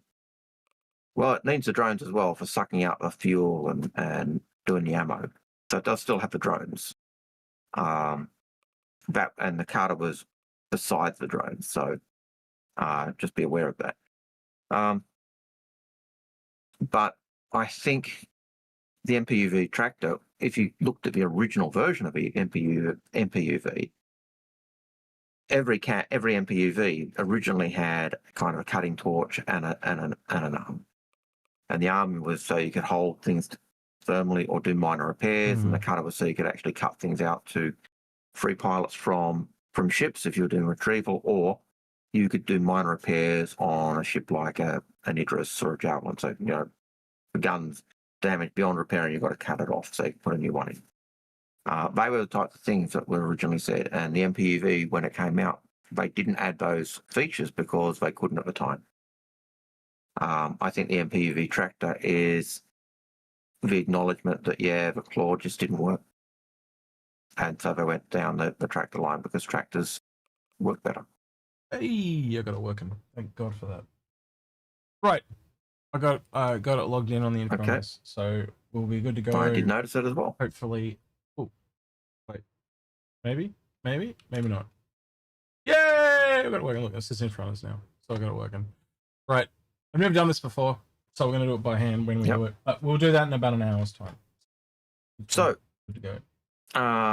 the little Connie says, could you imagine a small landing pad on the Orion for a small manipulator ship? You talked about this years ago, didn't you? There was something about. I remember when we looked back, we couldn't find anything on it, but you'd remembered that there was some kind of snub with the Orion, and I couldn't remember it. Yeah. And we argued about, well, not argued, we debated. discussed it. Yeah, discussed it. Yeah. And I actually asked, and response was, Sandy couldn't remember. Jared couldn't remember. He was thinking it had, I can't remember if he was thinking it had nothing. Chris said it had a drone. That's so Chris Roberts' response was, it has a drone. Well, that's probably what it is then. Oh, so it has a drone. Yeah. Which would make sense. A repair drone, a mining drone. I can see all that. That makes a lot of sense. Yeah. But if it's got art drone, that means it's got a art drone room. Yeah. As well. So, it does. Yeah. So whether it had more than let's be honest. Had a specialist drone. Yeah, so again, if it's got one drone, they'll probably up that to a couple of drones. Let's be honest. If they're going to build, because you're going to have to build a room to deploy it, then why wouldn't you up that to a couple? So I'd see something akin to what we got in the Reclaimer. Just my personal opinion, now, but I could be wrong. Macam House says an Orion could have or should have a small drone bay for a salvation, or a small bay for a salvation. Look, they could put a small hangar in it that could take that. Take the salvation, but not. Why would you want to salvage it on a miner? Now, if anything, wouldn't you want a bay for a golem? Well, you're going to have a small miner go out, but the golem's bigger than the salvation. Yes, but you know, I would go. Is not the point I'm trying to make. The point is a miner with a miner, not a miner with a salvager. Yep, I would a ship beside the salvation that was doing mining. Yep. Or an RSI miner might be the other way to look at it. Just lose the size part. The size part doesn't matter. You haven't built it yet. Yeah. But I think the idea was it didn't have a landing pad. It didn't have a hangar or a snub ship. And again, once you got the drone, you don't really need a ship that size because it can do the same thing. Essentially, a drone is like a snub, but it's just a remote snub. Yeah, and I think part of the reason for that was that they didn't want every ship doing everything. They didn't want the Orion to be being used as a carrier. Yep. It was a mining platform. It was an industry mining platform. Now, you think of the mining platforms we have. Yes, they have landing pads on them for helicopters to bring through in, and I could see something like that working. But the idea is it has to fit. Where they don't want it being co-opted to be a combat platform or a carrier. Now, it does have limits as well because it can't land. Sorry, go on. Yeah, I was just going to say, like, if they were going to do something that was like that, I would think it would be more something like an MPUV, like a snub miner. But again, as you said, Chris said that it was a drone. Now, if Chris said it was a drone, that, in my opinion, rules out a snub. Yep. Personally. Yeah, the fact that Chris said no, it wasn't a drone, it wasn't a snub, it was a drone. Yep. That rules it out. In my opinion. Now, that's not to say they couldn't change their mind when they come back to development, though. True. But again, and and that's when they first designed it or thought about it, it was significantly smaller than it is. Yeah, doubled last time I saw it. Was and so the fact that it doubled in size may actually say, okay, we do give it a landing pad. Even we don't give it a ship, we give it a landing pad that can take that. Or make it, like the MPUV's landing pad in the Idris. It's basically made for that ship. If you can get anything else in there, it's a bonus. But you can actually see that landing pad bay, that little hangar is specifically made for the MPUV. So it could do anything. But yeah, wait and see. Wait and see. I'm hoping that changes my view of mining when it comes out. Why, you don't like mining? You're not a fan of mining? I don't. I'm not really a fan of mining. I am a fan of salvage. I love salvage. But mining is just boring. Really?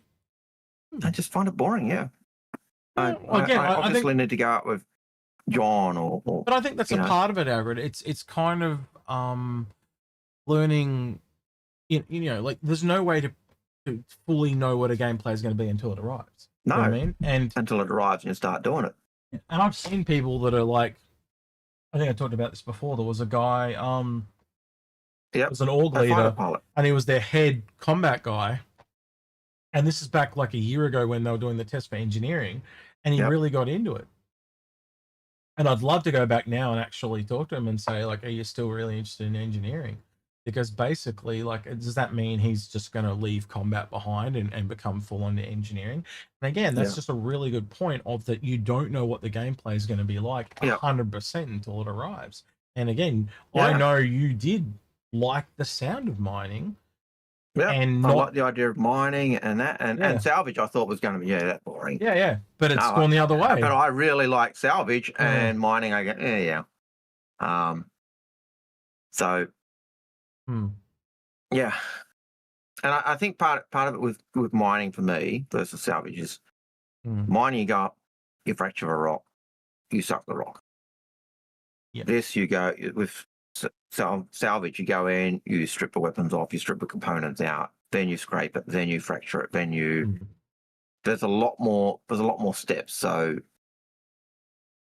you can do you can treat it like mining, or you can go in and go more in depth on it. And so I quite like those different tasks.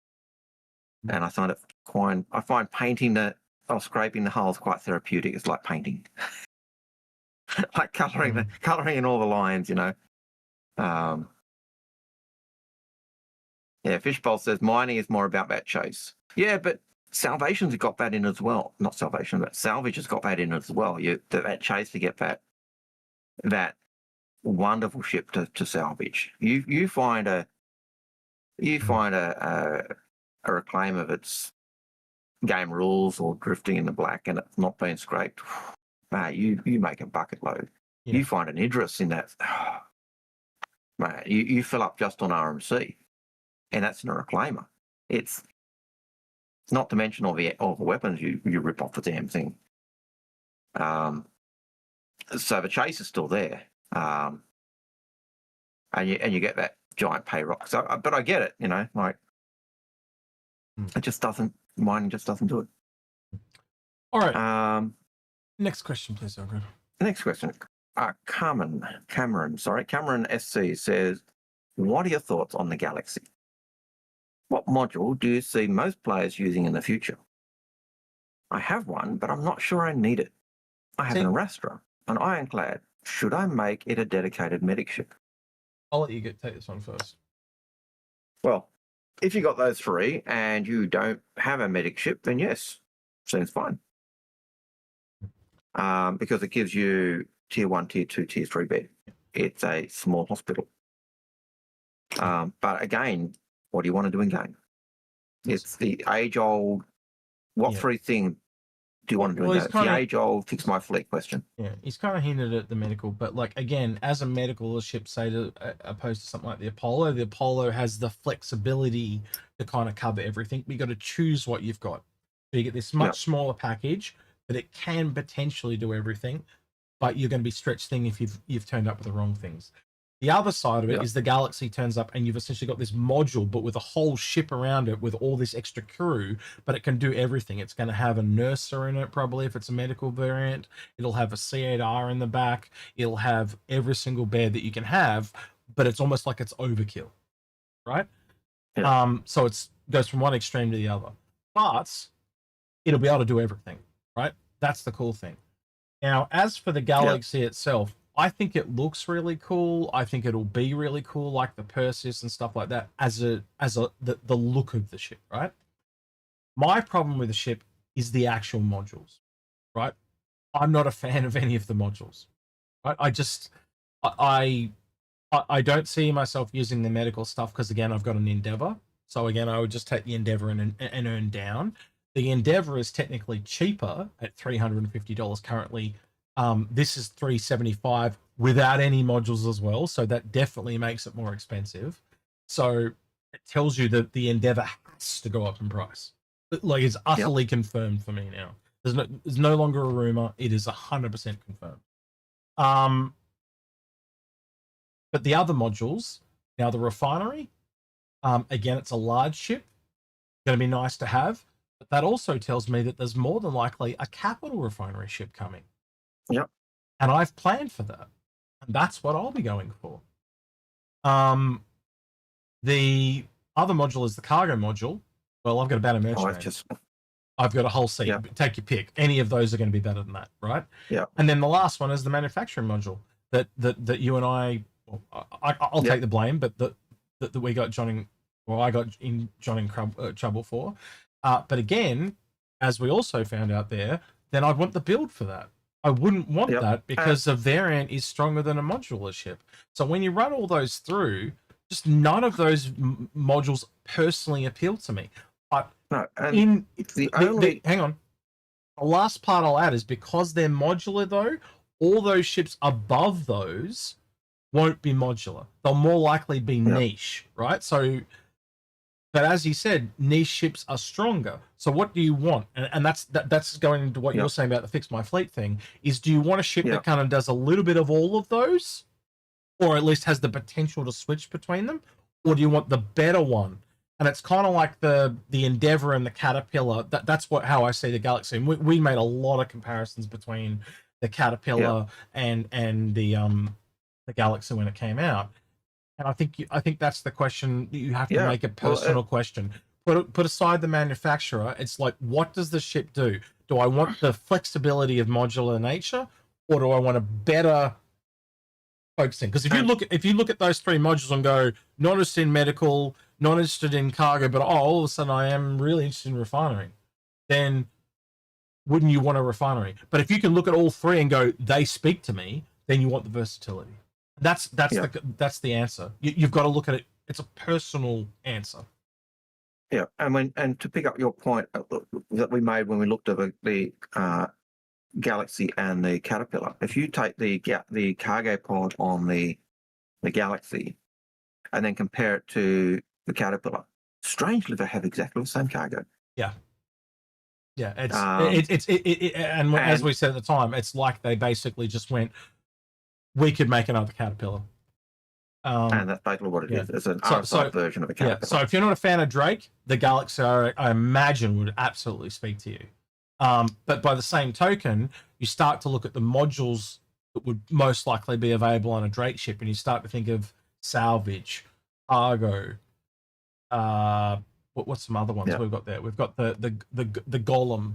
Does that mean we have a mining module, a salvage module, and a cargo module? And all of a sudden you kind of go, oh, hey, that might speak to me more than the Galaxy does. So again, I often, you do this a lot too, Algared, a lot more now because I think I've reflected on you, but we tend to remove the manufacturer a lot, don't we? Because it just makes we try to. You know, like you strip that off, look at the function, and then lay the visuals back on top. Because at the end of the day, the function is well, it's like the gameplay.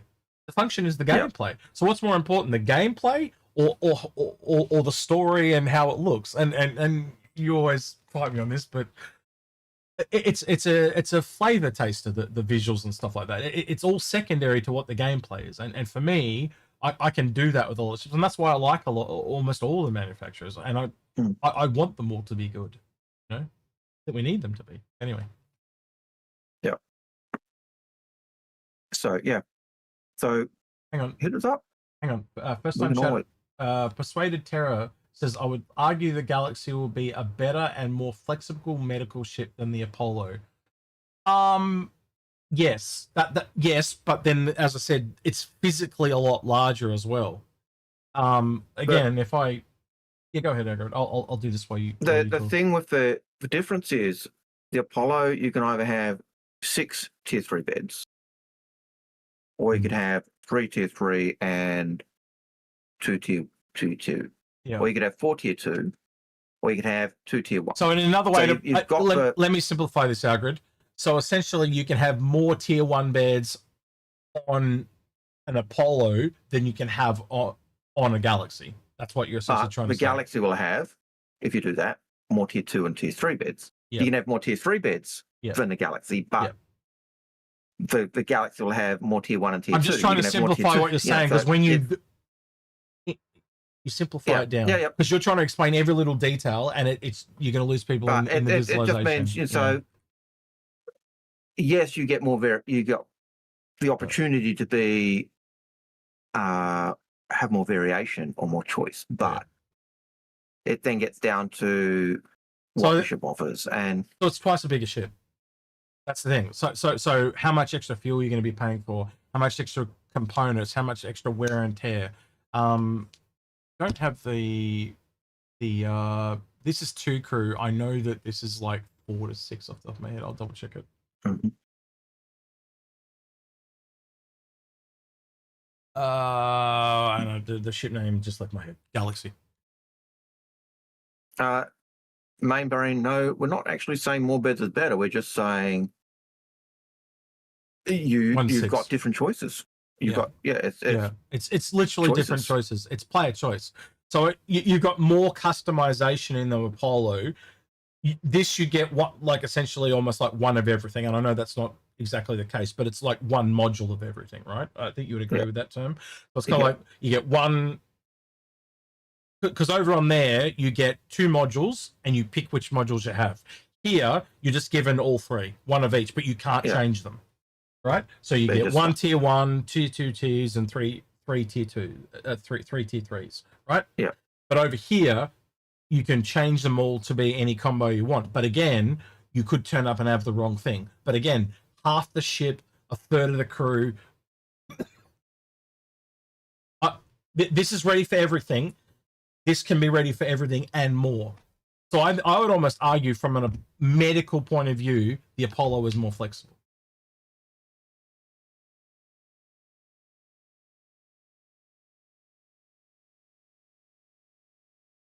Yeah, I know what you're saying, and but the fact that you on the Apollo, on the Galaxy, you could also have the Nurser, which is another tier 3 bed, and the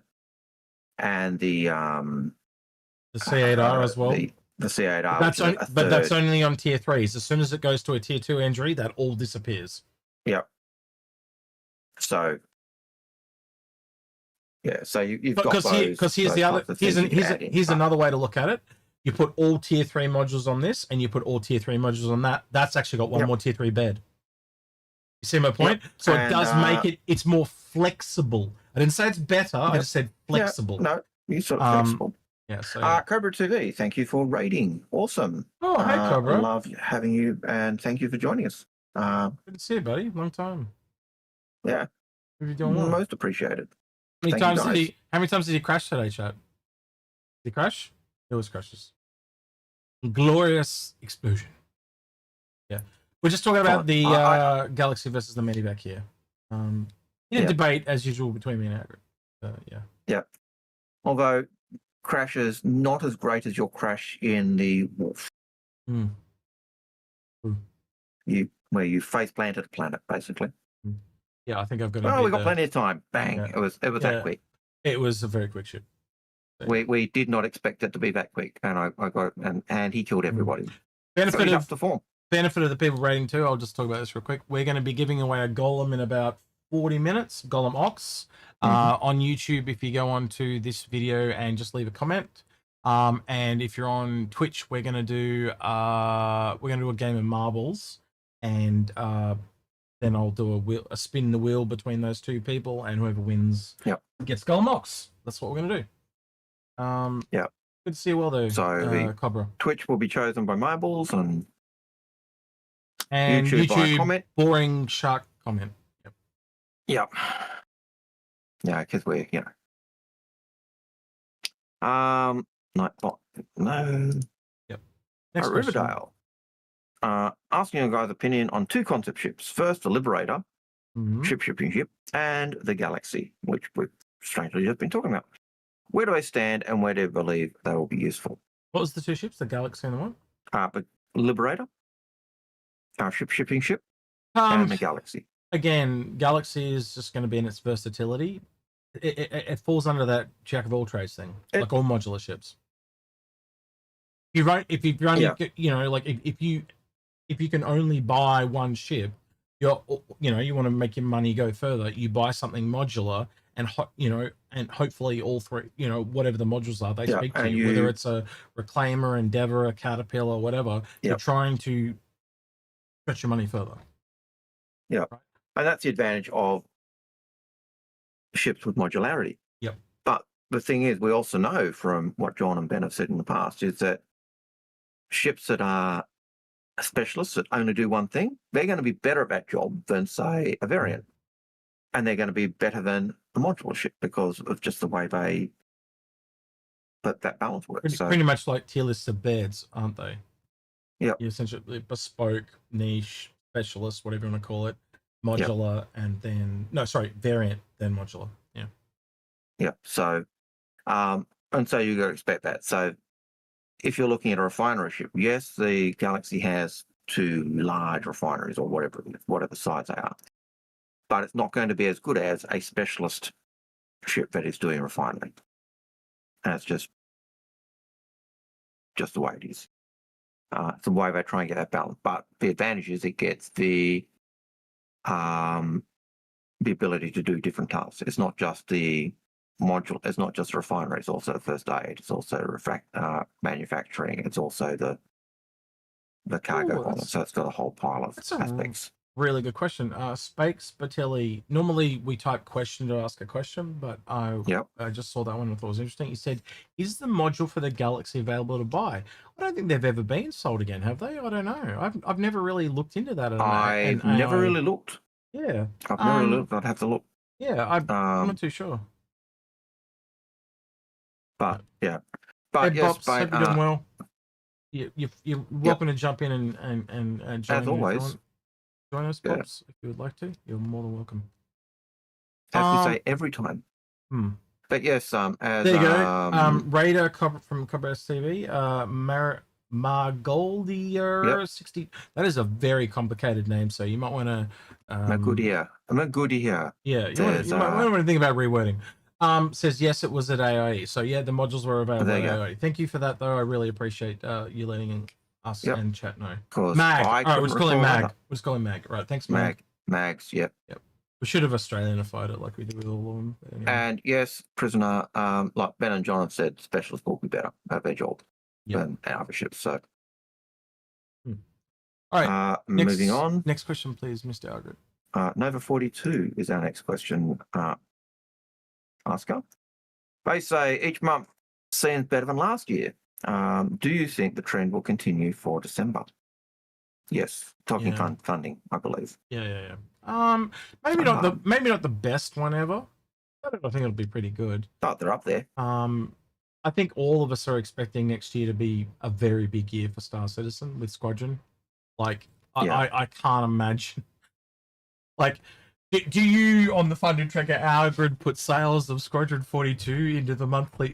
You know, like it comes out whatever month that it comes out, and it's like, I expect. Like it just goes off the page, just like, and everything else just drops down to like this big, and because it's like the whole year becomes that long. It'd be pretty funny. It would be. Yeah, and I reckon there'll be people who buy the game just because of the stars who are in the game, and not just one star, but there's so many doing key roles. And I think the easiest way to think of Squadron from what we've seen is that it's a movie and you're a leading actor. Just to follow up on what Mag said there about the modules, Sergeant Perry has said they are hidden until you buy the Galaxy ship. I'd explain why you and I haven't seen them, because we don't own the ship. Well, I do own the ship, but I didn't. Yeah, goes in a pack. Well, you brought you brought them with all the modules, but I don't own it. I just picked up a CC and sat on it because I wasn't sure. Yeah. Again, what is it? Valkyrie to Galaxy for $5. Yeah. Right. Next question. WD40 says that's D283W. The WD40 says, wasn't there a comment about not requiring a bed for logout in ships? Yes. And devising some other benefit for beds? Yes. Bed. I think it's something like, I don't think they've actually worked out exactly what it is, but it's something like you'll be rested. But what that means, who knows? So yeah. I'm just telling Bops off because he didn't put question in his question, but I'll answer this one for him because I'm feeling nice. He says, do we think Squadron 42 comes out next year with the GTA date might be a delay to 2027 New Year. And I've answered this before, so I'll answer very quickly. No, I don't think there's any reason to delay it, because Grand Theft Auto is a console game and Squadron 42 is a PC game. They do not clash directly with each other, and anyone that can afford to buy a console and a PC can clearly afford to buy both games. And if you think about realistically where it's coming out, November 20th, if you think about where they would release most likely Squadron, it would be around CitizenCon, which is October 10th. So that gives you essentially 40 days to play Squadron, which is more than enough time. And if you are someone that is eagerly awaiting Grand Theft Auto and they bring out a game that's good, would you not want to play that to speed up the time that GTA 5 is about, or 6 is about to come out? Yeah. And main brain, no. The game is not going to be over in 3 hours. There's more than 3 hours gameplay in Fortnite. I think the last time they talked about it, it was like 70 hours that I remember, but you might remember a different number. And if you did everything, like all the side quests and shit, it pretty much doubled. Doubles it, yeah. Like even the playthrough they did at Sitcom was basically an hour and a half. Or there's 20. So put in perspective, there is 26 chapters, and we've seen one, and that one took an hour and a half. Like it was, or an hour and 16 minutes, or whatever it was. But that's insane. That's a full-length movie, and that didn't go through every single one of the side things you could have done. Well, also it was pretty much the tutorial, so it's probably the most linear mission in the entire game. You didn't even get in a ship, right? Essentially, if you think about it, if you're going to do a tutorial, you would teach someone how to use a turret, which is what you do. In the next mission, you go off to the flight academy, and they're clearly going to teach you how to fly at that. Yep. And then you get into the actual game. So the first 2 missions, just tutorials. Well, you'll recall what Santi said about the playthrough. It didn't reveal any knowledge that we hadn't already got. Yeah, because pretty much straight after that it goes into spoilers. Yeah, I remember that. Yeah. So there were no spoilers in it, but it gave a really good idea of what Squadron was going to be. And Bretley brings up a really good point too. Squadron 42 is part 1 of 3 parts. So there are 2 more games to come after this one. And the only one we don't have a name for the last one, but the middle one is Behind Enemy Lines. Yeah. Like that, I don't remember. I think there is a name for the 3rd one, but I don't remember off the top of my head. But anyway, yeah, it's the prologue. That's exactly how I would look at it. It's the prologue. Yeah. But I wouldn't be surprised to see a later game being, Star Citizen Civil War, because it's the breakup of the Empire. Well, you said that a few times. You want to see a Tavaran prequel expansion pack. Oh, I want to see that. I want to see. Well, I was actually talking about the UEE breakdown, but even a Tavaran one where you're looking at the Tavaran groups that want to be part of the UEE and so your Tavaran character is actually finding out what it means to be Tavaran, and then you're picking sides. Once you make that choice, do I want to be the more militant Gumbies who hate everyone, or do I want to be more UE aligned, or is there a middle path somewhere? So, but yeah. All right. Next question. Prisoner, you are going to live up to the name. You are a prisoner. Revolt against the Hurstons. How dare you? Dear me. I swear you people say things just to get a rise out of me. Didn't Paul want to do something like that? Wait until the family gets onto you. Sorry? Didn't Paul want to do something like that? Like try and take down Hurston or something? Like almost like an Operation Pitchfork, but he does keep saying that, but he keeps failing. He keeps forgetting that if he does that, he's going to ruin our business arrangement. Our supply will be hampered. Be interesting. So might just be there's a problem there. Oh no, I will take bids from both Astropub and Old Man Hurston, and they can buy me off, and I'll join the side for the most money. That sounds like a win-win So well, you keep telling me I've got the supply of Uwu girls, and you know you need Uwu girls. Hey, so you know. Hey, you got 2 slices. I want one. There we go.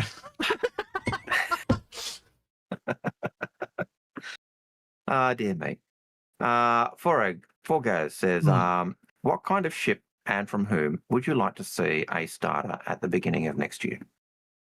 We did talk about this, didn't we? We've got some interesting ones there. Anvil. We could technically get one a little bit under the Arrow, but I think also Arrow is pretty small. So I think, again, military ships seem to be a little bit overpriced. So maybe that the Arrow is the starter from them. And then I guess you could see the Hawk as well. So maybe they're already there for the Anvil. But it could have been cool to see something a bit more utilitarian, like, you know, like the Carrack or the Terrapin from Anvil, but lower. Aegis is there as well. We have the Penguin or the Avenger, but we don't have anything smaller. I think Aegis what did I say? Aegis is a real contender that I would like to see. And especially now, how many Aegis ships did we see right at the beginning? We haven't other than variants, we haven't really had anything like super new in what, 5 years? At least. So you take all the things they've learned over the last 5 years and you put that into a hot little Aegis ship. Could be something really cool. And I said I was playing with an idea, and it's just an idea, so don't get too excited. And it came off the idea of the Hammerhead. You know, you and I talked about the hole in it and all that. And I started thinking about things, and I ended up coming up with an Aegis Remora. Now, the Remora is a family of fish that are the sucker fish that suck up underneath sharks. And so it was like essentially an Aegis boarding ship. Like really cheap little ship that attaches, and essentially you can board, maybe repair, maybe even a cargo variant, you know? So you just attach it to another ship, and it adds a bit of functionality to it. And again, if you think of the nature of what that ship would need, is where the person sits will have to rotate, because you might want the roof on top, but you also might want the roof on the bottom, if you think what I mean. So do you want to land underneath it and dock to it, or do you want to kind of land on it? So that cockpit has to be able to rotate, and you've got to be able to fly it either way. But other than that, you could just rotate the ship. Yeah, you could do that too. But I guess you could, but I just like the idea of the cockpit rotating, because then you can drive and dock up like that, or you can have the other way around and land. I just thought it was cool. But maybe I'm not. If it was a rotating thing like that, I think it'd have to be a mythic ship. Because or a Tavaran, because they're the ones. It's not a rotating ship. It's just so you know where you sit. So think about an MPUV cab. It's literally could just be like that. Like the turret flipping. Yeah, basically, it's just the seat rotates. Okay. And it just does it 180 degrees. That's all it is. And so therefore you can essentially land upside down or the right way around, because after you've done it, then you would rotate the ship upside down or whatever. I don't know. I just was an interesting idea, and it could be, again, I made it up. It's complete malarkey, right? Just an idea, but I just thought it was kind of cool to go with a Hammerhead. How about we have one other ship that's fish related, you know? You know, or something like, I know someone else said, I can't remember what they said, but I basically gave it the name the Swordfish, and it was just a little ship that was covered in PDCs. So there's no guns, and it just rocks up. It's like a flying pirate farm. You know what I mean, or not? So it's just like 5 or 6 PDCs on it. Yeah. All right. Johnny Roy says, Odyssey in 2026? No, I don't see it. Maybe an Odyssey, maybe a small surveyor fine land claims. So the abilities of the Odyssey a bit smaller. See that? But I think that before they bring that out, like it needs some more work. There's something that seems to be missing for it to come, but I think partly it's just too big. Dulwiz makes a good comment on Twitch. He says we need more ships from Greys. Well, they did say there was a ship from Greys coming, and the 2 likely contenders are both those kind of smaller ships. So yeah, we could see a starter from Greys, so to speak. Yeah. From going with the what's coming next question, Heralex 782 says, do you think the whole B, D, and E for 2026? I think that the B is probably almost a certainty. Just the B. The D and the E, I think, are really far down the road because of you don't need them for more than 5 systems, you know. So I think anything that they can prioritize and kind of trim the fat and push down the road after 1.0 will do that. And again, getting 5 systems in, you can do everything you need to do there with the C. You don't really, you know, like, what's the maximum amount of jumps that you, what is it, 2 or 3? It's not that, like once you lay those systems out, those 5 systems, I think the biggest jump is only 3. It's like from this system to that to that. So it's essentially a skipping stone away, or stepping stone. As you're not more than 2 jumps away from any other system when you have those 5 systems. Yeah, they're all 2 away. So and so the C can do that. I don't think you really need to go bigger than the C for now. And again, you're just not going to be dealing in those volumes this early on, and that allows them to bring in other ships that are probably more needed. You got to remember, we're probably getting the Raelia next year. You're going to have the Kraken coming down the pipe, and the Kraken's going to have a lot of cargo too. The Banner Merchantman they've talked about, so you can at least see there are some other cargo ships there on the card. The whole B itself's nothing to snuff at either. You know, that's essentially looking to possibly double as well. So that goes up to almost Hercules size as well. You've got the Hercules, you've got the Ironclad. Yeah, if you've got one of those ships, yeah. So there's just heaps of. We don't need 12,000, 6,000 cargo. They're just too big at this point. We do need them when we maybe, you know, go to 15 systems is where I start. Like once you're doing 3 or 4 jumps, I think that's where we start to get when you start to get the ships like the D and E, that's where they'll come into their own and be really useful. Agreed. And possibly when we're building bases and star bases, that's where we'll come into thing. But before we get to that you've got to go through the grind of the blueprints and then earning up to the next blueprint. And it's like what we have in the real world, right? We essentially have these massive cargo ships that go across the entire planet. And then more express things, we have a ship, you know, like aeroplanes. But then you know, they get to a port and then they're put on these either trains or trucks. You know, there's the next size down. And then eventually you get into, you know, there's a truck that goes from a distribution center to a smaller center. And then from a small, like it goes down into a van. And then you even get the postman going around on his bike or just pushing a parcel trolley around. You can see those size systems. Well, that's essentially what the whole series is. As things go smaller and smaller, a whole A is literally just going to be dropping it off at an outpost. You know, so it's the same analogy. I can see why they've done it. It's just that if you go all the way back up to the E, that's literally your ocean liner. You're not going to have an ocean liner dropping you off at Algared's log cabin at the back of Hurston. It's just not going to happen. No. Well, it could, but it's ridiculous. But it'd be an insane waste of resources and stuff. So and we just don't have that volume yet. Personally, Space Birchie, you only actually have to put the question in once. Our bot will pick it up and we'll get to it. We deal with them in the order they come in and we just go down the list. Yes, I am tired as well.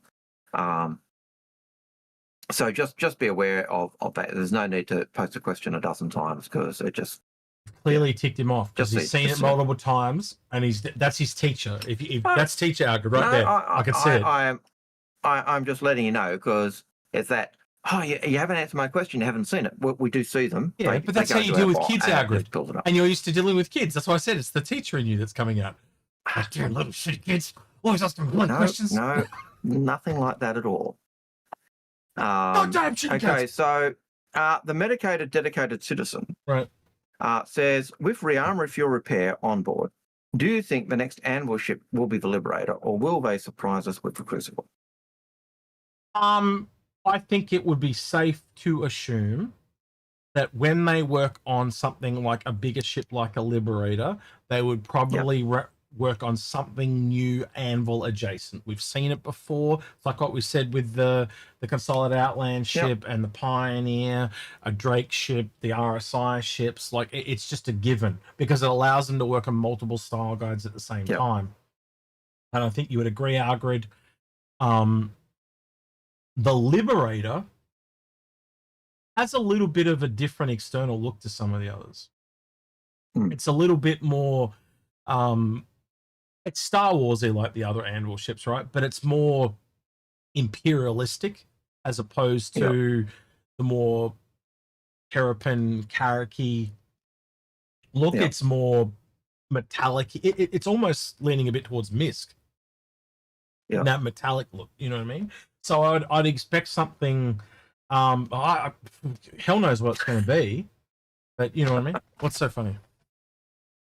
The question that you put in after giving the don't worry about spamming the questions, and the question came up again. How does it answer? How does it fit in? You're a first time. I know you're first time here. You now know that our bot picks it up, and we'll get to it. Right. We'll get to it. All right, we've got about 15 minutes. Hang on, Aaron. We've got about 15 minutes left on this giveaway. So I'm just going to do it one more time for a reminder. If you're on YouTube, jump onto this Saber Raven review, which was the video we did last week. Leave a comment, and we will do it. A comment picker from the time at the start of this stream. If you're on Twitch, we're going to do a game of marbles, and then I'm going to get those two people in a wheel of names, spin it, and the person that wins will get a Golem Ox, and that is only 15 minutes away. Thank you, Algared. Next question, please, sir. Okay, so Acidian says, do you think we'll see an alien miner, and what race would it be? Again, working on the Raelian, I wouldn't rule out them doing another ship. But Algared, I think it would be a medium ship.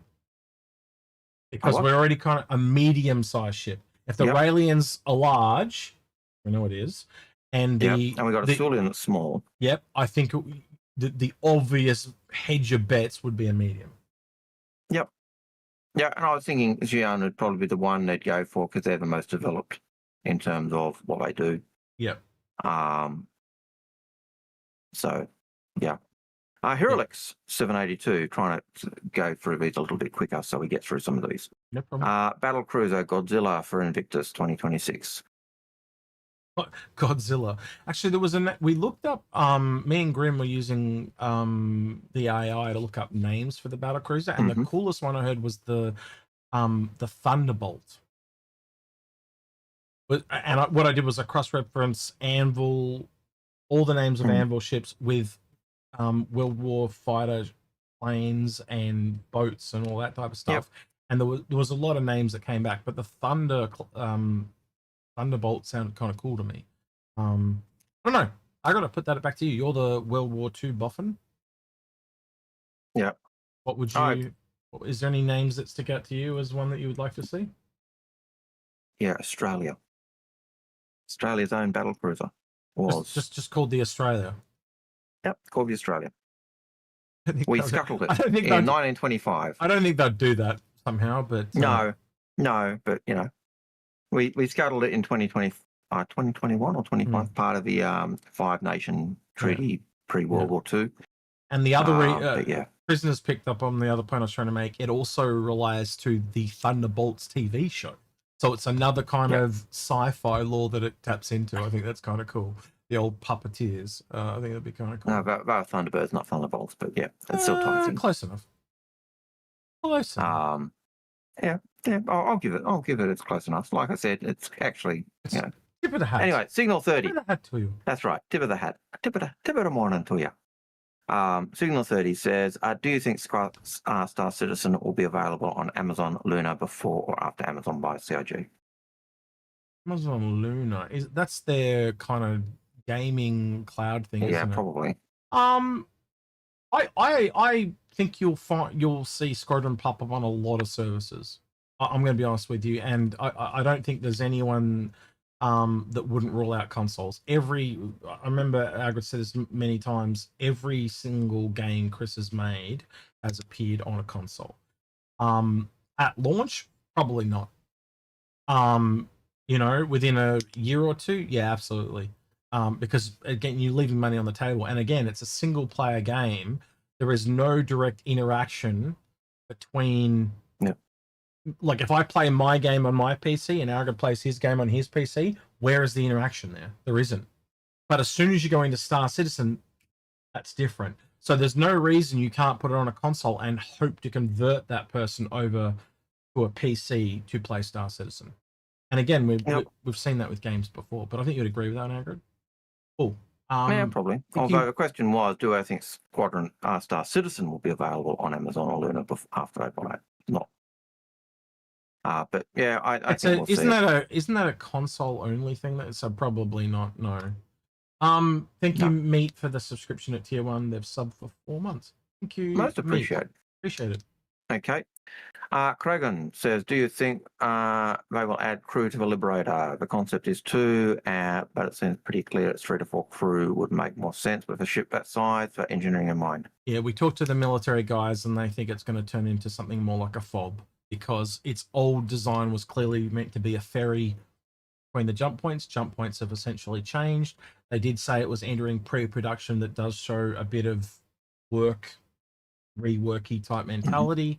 Do I think we'll see that before release? No, I don't think we will. I think with the way they're moving things towards now, they're going more to a release cadence. So they'll just release it and it'll have all these changes. And there's a couple of reasons for that. Actually, that was an episode we were going to do, Algared. I remember now. We had to do it with Paul. Might tee that up while you're away. Yep. Hawk 2005 says GTA 6 for PC. When? 2 years. Definitely never. It was 2 to 2.5 years for GTA 5. And it was the same for Red Dead Redemption, and it'll be no different. So from what I remember, it came out like, so if it's released at the end of the year, like the console version was, it came 2.5 years later, around June, July, what I remember. And someone will be able to wiki that and tell me if I'm lying, but that's what I remember it being. About 2.5 years. So yeah, it's a long time between drinks. Yeah. Yeah. I've never bothered because I don't like GTA. So there you go. I'm one of a minority in the universe, I think. No, it's a very popular game, right? And I did play a lot of the GTAs, but I'm going to be honest, I've moved on from that genre.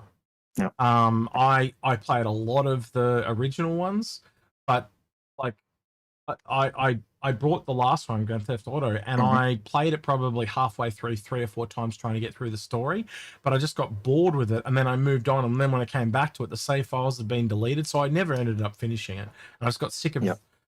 I didn't want to play shit I'd already played. And the kind of gangster mentality thing didn't appeal to me in the same way a game like, say, Mafia did. Like, I much preferred the Mafia storyline as opposed to the modern, more gangster thing. Each to their own. It's going to be the same thing with Squadron. There'll be a lot of people that won't like Squadron. Same reasons. I've got to say, one of the best games that I found was for storylines was actually Star Wars: The Old Republic, because every storyline. I've got a trailer for you, sir. Every storyline linked together, and so you could actually play every storyline, and they'd all tie in. But it was great. Now, knowing you like I do, Algared, you didn't watch the Game Awards yesterday, did you? No. There was a really cool trailer. I was working yesterday. I don't want to hear your excuses, bitch. Right? The name of the game was Fate: The Old Republic. Is it an MMO? I don't know, but it is. Well, I will show you the trailer, and I know you'll be excited. If it's an MMO, then if it's an MMO, I think it's a single player experience by the guy that did. He worked on Mass Effect. What was his name? Casey something. So he worked on the original Old Republic, and he also worked on Mass Effect. So it's in that vein of things. So it's I think it's going to be a single player. So I think it'll be like the original, like Total 1 and 2. Fate of the Old Republic. It's called Fate of the Old Republic. Yeah, it's meant to be the kind of throws. So it's going to, from what I can ascertain, if it's Knights of the Old Republic is like 1,000 years before, and then you've got the new. I think it conjoins the two.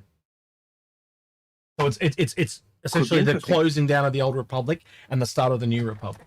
So I think that'd be kind of interesting. Yep. All right, Demon Eyes. Yeah. Is the Legionnaire a possible sleeper at its current price of 120? With it being a military dropship that also is doing e-warfare with the hacking. Well, it's not only doing that, it's also doing boarding. So we've got a hype train on Twitch. I don't know what they're doing over there.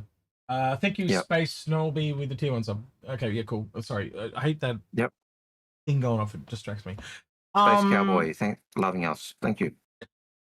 The what was it? The Legionnaire. Legionnaire. The Legionnaire, I think a lot of its price is because of just how bespoke that ship is. It is a boarding ship. It's not really an attack craft. It's just going to board and it's going to hack, and that's it. Like, it is so niche. That's why it's $120. Yep. I expect it is the ship, but effectively is the marine ship from the further javelins and other ships of that ilk. Yep. It's what the Marines get in to go across and board a ship and check the cargo or check for criminals or whatever. But yeah, does that gameplay appeal? Well, it could be interesting. So yeah. Next question. Static Shell says, do you think that there not being a Squadron 42 trailer somewhere during the Game Awards this year is a hint to its release possibly being pushed back, especially with how much they have put in YouTube commercials for it? Do you know how much it costs to do a trailer at the Game Awards? Right, and I'll put this in perspective that a lot of Americans will understand very quickly. How much does it cost to do an advert on the Super Bowl, Algared? Now, you would know this even as an Australian. A lot of money, yeah? A lot of money. The Game Awards are now bigger than the Super Bowl. They have been for the last 2 years.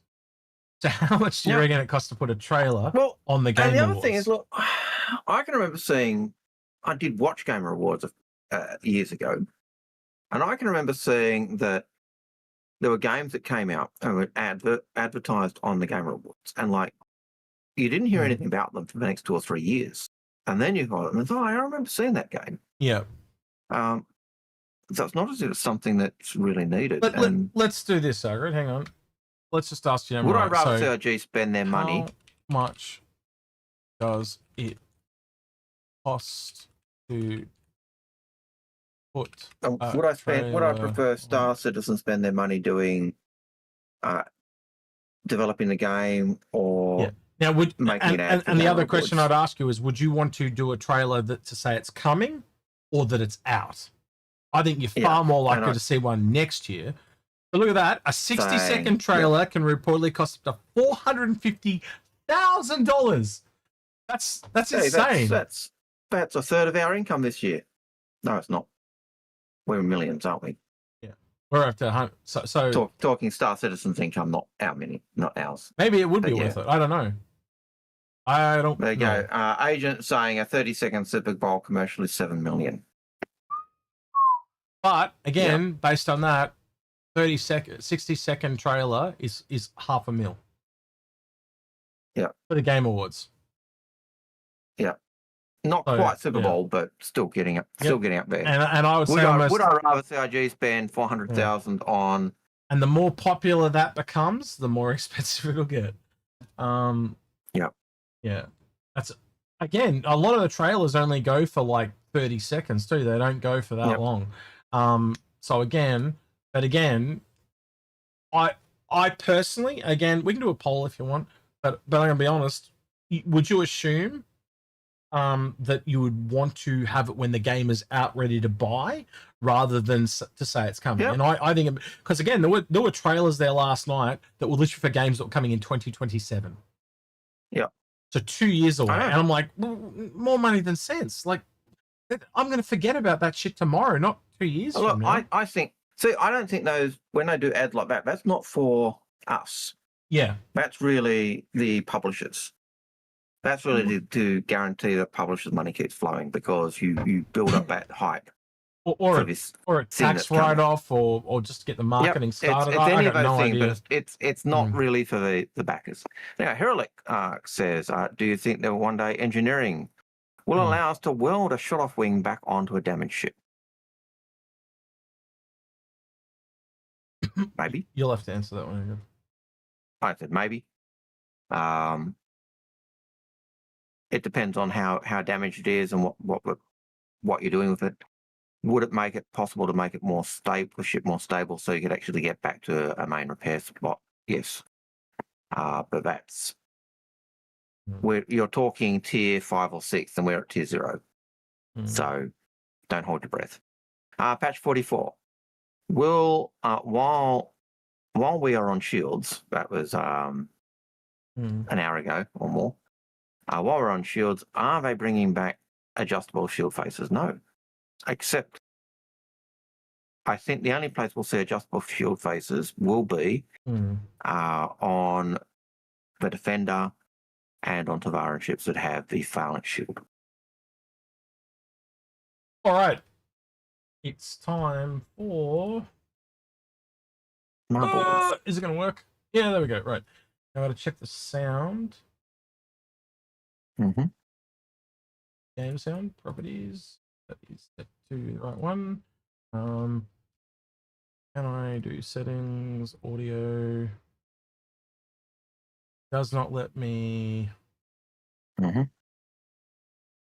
set the audio. Well, that is annoying. What if I just turn background all sounds? Line exit. All right. So if you're on Twitch and you want to join, exclamation play. Join. We'll give you a couple of minutes to get in. If you're on YouTube, just remember, I'll go over to YouTube and do this one. I'm thinking of it. Well, we'll go across into YouTube and yeah, so go there, leave a comment. Yeah, go to the Saber Raven video from last week and leave a comment if you want to jump in that one. And let's see if this is actually working. There's people coming in. Yep. Sweet. I'm not an idiot. I do know what I'm doing. Yep. Right. So Heralex has a question for us while we're waiting for that. He says, if what we're seeing in engineering is tier 0, what do you expect to see in tier 1, 2, and 3? Well, how do we know? Or hope. How do we know there's 1, 2, and 3? They could just be 0 and 1. That's why they removed the tiers essentially. Yeah. But I hope that what we see, like at the moment, we've just got damage control. You're just putting up fires and repairing that. But you're not doing the preventative stuff. You're not overclocking your shields or overclocking your power plant. So you're not tweaking the systems to get an extra 5% power or whatever it is you do. So I think they're the things that would come in with more advanced levels of engineering. So yeah, feel free to add your 5 seconds if you your voice if you want as well. No, I'm good. Go for it. Heralex has another question. Do you think we will have a reputation progression for passenger transport touring, such as touring in small ships before allowing medium or light passenger transport missions? I think you'll be able to do any missions for the ship you own, but yes, they'll all have rep grind. But the price or the payoff will probably will increase as time goes on. I don't think things are going to be rep locked to accessing other ships, so to speak. I think that you'll it'll be money locked, so you're gonna have to earn enough money to buy the next one up, and then you'll instantly be able to do stuff with that ship instead. And if you've got the bigger ship, you could use the bigger ship for smaller missions, but the payout's going to be still minuscule, so you wouldn't be making as much cash. So and there's a whole bunch of people that have never chatted before chatting all of a sudden. That makes me like all these stalkers waiting to pounce. Interesting. Yeah, it's like in chat.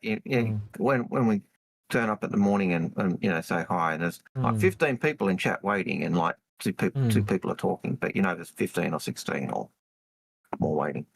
Citizen Ninja got a lot of lurkers. Yep. That's fine. So Citizen Ninja says, how much salvage could a salvation salvage if a salvation salvage is your salvation? But not as much wood as a woodchuck chuck if a woodchuck would. That's right. And I'm not going to try and say that 3 times fast because I had to practice the shit out of that for my comedy routines.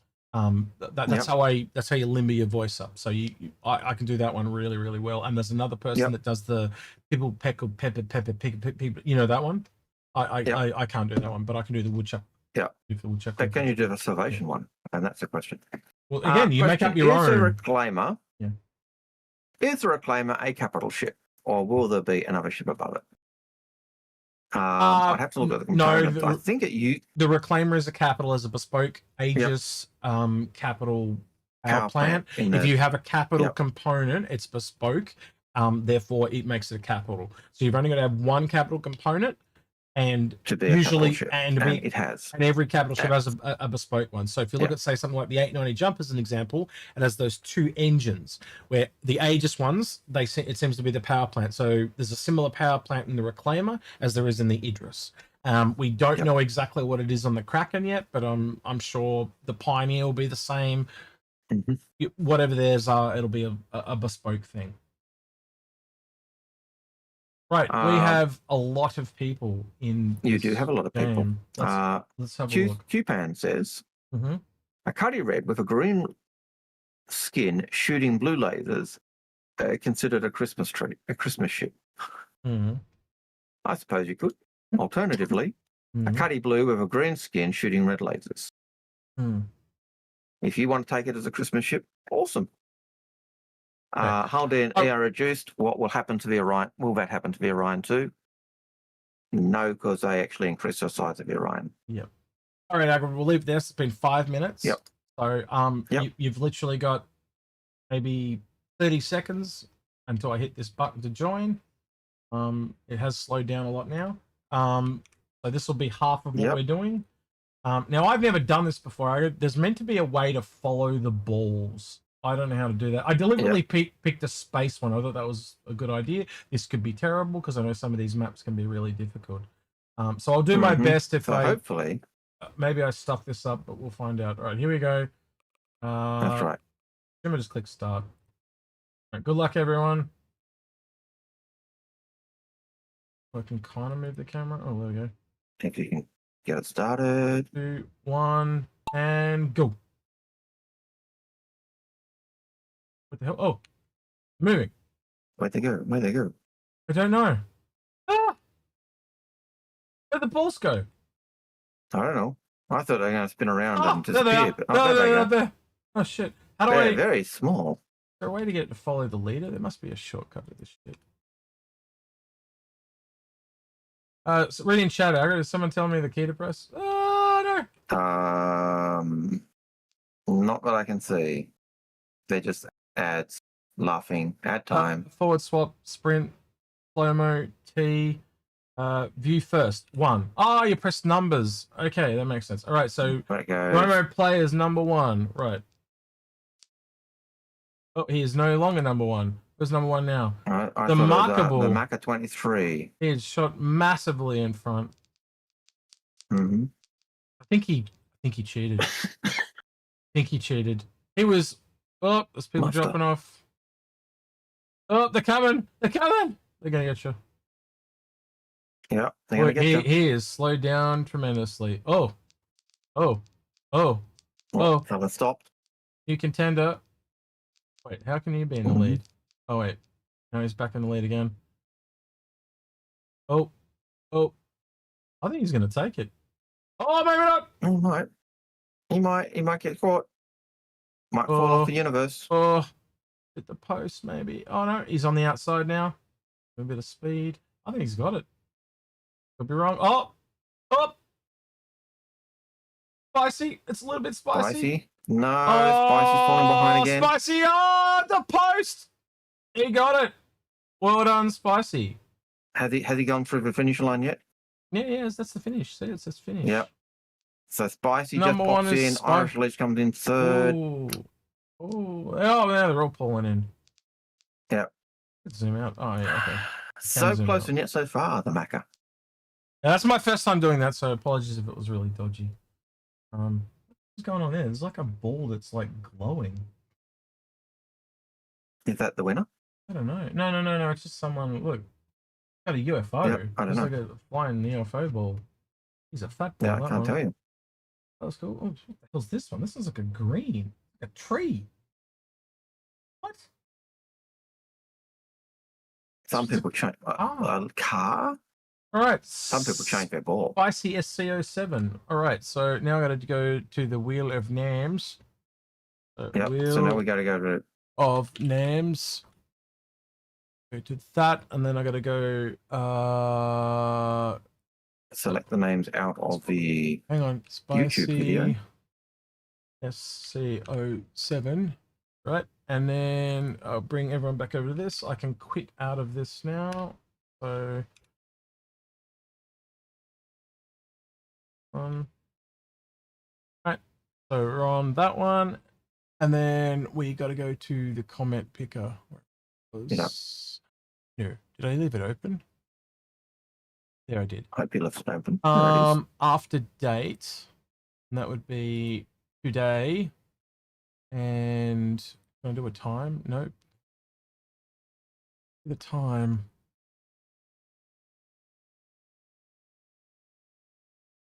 Here. What's it? It was 11 a.m. All right. Here we go. And good luck, everyone on YouTube. Need a comment optimization. Wait, what? That AI? No, maybe later. I just want the thing. John Priest. Hey, that's John Citizen. Yeah. What are we doing there? I know that name. Yeah. Maybe we should redraw it just because we. No, just kidding. Yeah. Oh, well, we know he's asleep, so we can fuck with him. Right. Right. So I'm just going to do John Citizen because that's what we know him as. John Citizen. And then we're going to copy paste this a couple of times. Just so we get multiple things, so it's just not 50-50. Yeah, I'm going to. Even though it's still 50-50, but yeah. I don't know how many. Oh shit! How many of those should I do? That seems about right. What do you reckon? Yeah, that's about right. Yep. All right. Good luck to Spicy. Good luck to John Citizen. And let's see who wins. Is there anything you want to say before we spin? Nope. Good luck. Good luck. Yep. That just did. Good luck. Here we go. And the winner is John Citizen. He's not even here. John Citizen. We could just spin it again. He's not even here. He wouldn't even know. He doesn't get a skin. No, we don't have to worry about a skin. He's not here. Oh, he's not. Oh, that's true. I'll probably give him one anyway. Congrats to John. You won it fair and square. You're not here. Nobody tell him that he got it. We just won't notify him, and I'll see how long it takes him to realize he won it. What do you mean when it just appears in his hanger? No. I just no. I won't even send it to him. Just see how long until he notices. You got to contact me on Discord, John. But you're not here to watch the show, so you'll never get the message. You're great. Maybe Spicy gets it by default after a week. Harsh. Yeah. We'll see. What do you want? All right. So, Uruma-san says, do you think the Endeavour modules will be attached to player-built space stations? No. I think we'll build the actual things we need. Yeah.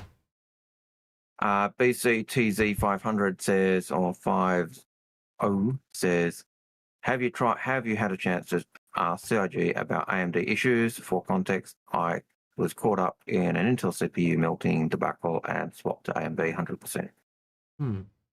Nope, haven't had a chance to ask them. Didn't even know that was an issue. Off studio, are you gents going to enter the Atmos 2956 Feb next year in Sydney? I've already got my ticket paid for, delivered, accommodation. Are you entering? No. Are we going? Yes. Entering? Enter the Atmos. Sorry, enter Atmos. Sorry, I just misread that. Logarithm says, will there be a medium fighter by Kruger and and hauler by larger than the raft by Argo? I would hope so. I think we do know there's a Stingray. Is it the Stingray? No. Yeah, the Stingray. What's the Stingray from Kruger? I think that's going to be a medium ship. It makes sense to go up a level. Would it be nice to see a larger ship by Argo? Yes. Following the raft? Yes. I actually think the Drake Golem Ox should have been an Argo ship, but because it was basically the same. I think we're going to see a bigger Argo, and I think that they've kind of hinted that we're probably going to see at least one capital from every major manufacturer, and I think you'd agree Argo's a major manufacturer. So we'll see something from them eventually. Yep. From Kitchen Sun, what might an anvil capital ship look like? Big.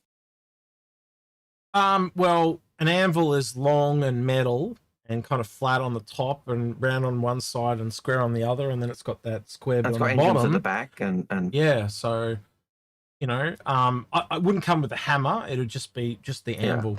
Yeah, just the anvil.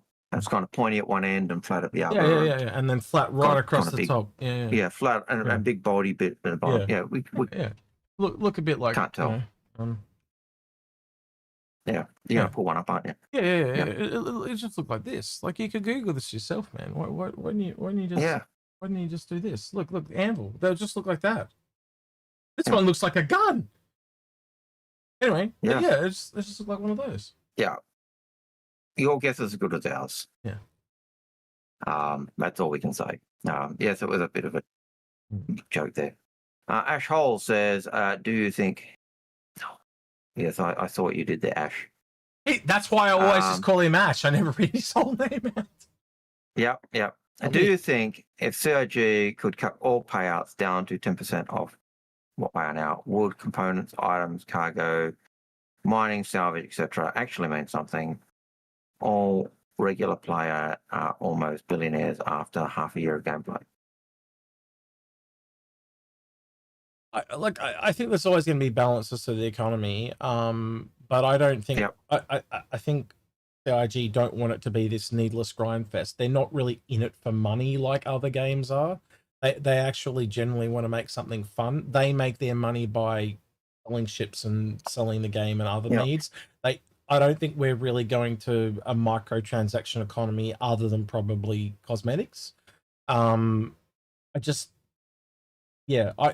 I've seen how that can affect other games, and I can tell you right now, if they brought in something like that, like that was the biggest fear for a lot of people when they sold the packs. You know, I'm talking about things like the bombing modules and the turret and the skin and the bundling that we saw back at Invictus, right? That was the fear. That was the utter fear that you're starting to bring in pay to win emblems. You do that, you're done. You're just done. This question's not picking up that. This question's picking up yes, it is a colorific spy. It shows where his allegiance lies. It's actually asking in terms of mission payouts. Because should CIG reduce the mission payout because everyone's a billionaire? Yes, but what he's fundamentally talking about is grind, right? Yep. And that leads into what I'm saying. So basically, they want a fun economy, not a grind economy. And that's what I'm trying to get to, right? You like nobody look at some of the missions that we had, like the resource missions, like that was okay. But then when they brought in that mission set where you had to endlessly grind engineering and what was it? It was engineering and the research wing to get that suit of armor. How many people got that suit of armor? It was astronomically low because it was just such a bitch to get done because of all the bugs. I can tell you now, I've seen I think 2 or 3 other people in game that have that suit beside myself. It is so astronomically rare because it was just a bitch to do. So most people just gave up.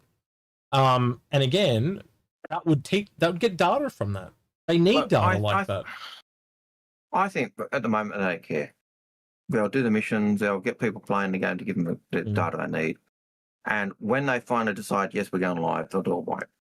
Yeah. But you see what I mean, though, right? You need the data of what's bad and what's and so at too the moment, easy. They're making everything nice for data, and then they'll just balance everything the way they want it. Well, it's not even nice for data. They've made things too hard in some cases for data as well. You need both so you can find that middle ground sweet spot.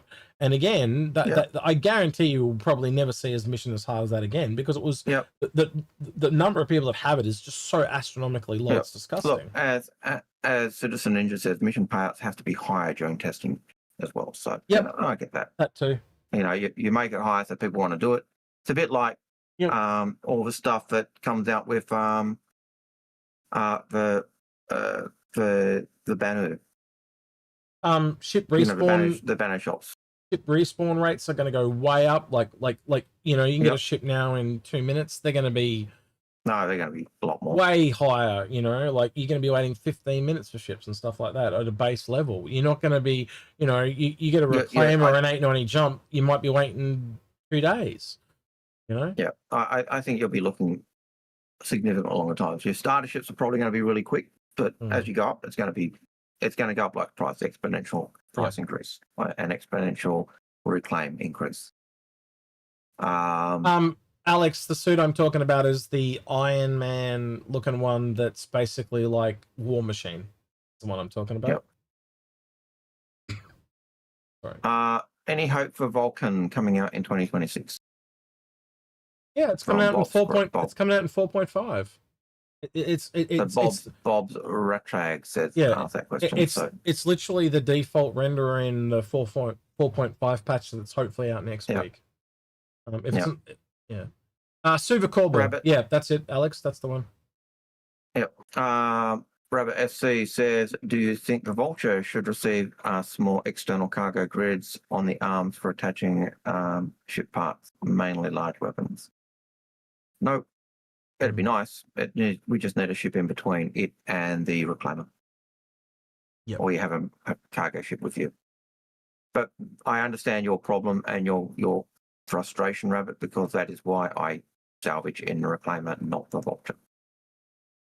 And it was initially my intent to salvage in the Vulture. Citizen Ninja, do you think the Kruger Stingray might have an interior, or will it be a medium heavy fighter with only a cockpit? I would like it to have an interior to show what they do, to show their style. It's probably easier for them to do it with just a cockpit, but I hope they don't. What about you? I missed the question. I was replying to a message. What was Kruger Stingray? Interior or not? I hope it's got an interior. I think we've seen the outside of these Kruger ships. They look really pretty. Now we want to hair all over me. Shit. We want that Amidala's kind of intergalactic passenger version type ship, Versus 33 says X33 says, what is the ship released or concept that is best designed for FPS? And do you think they will release one more aimed towards it?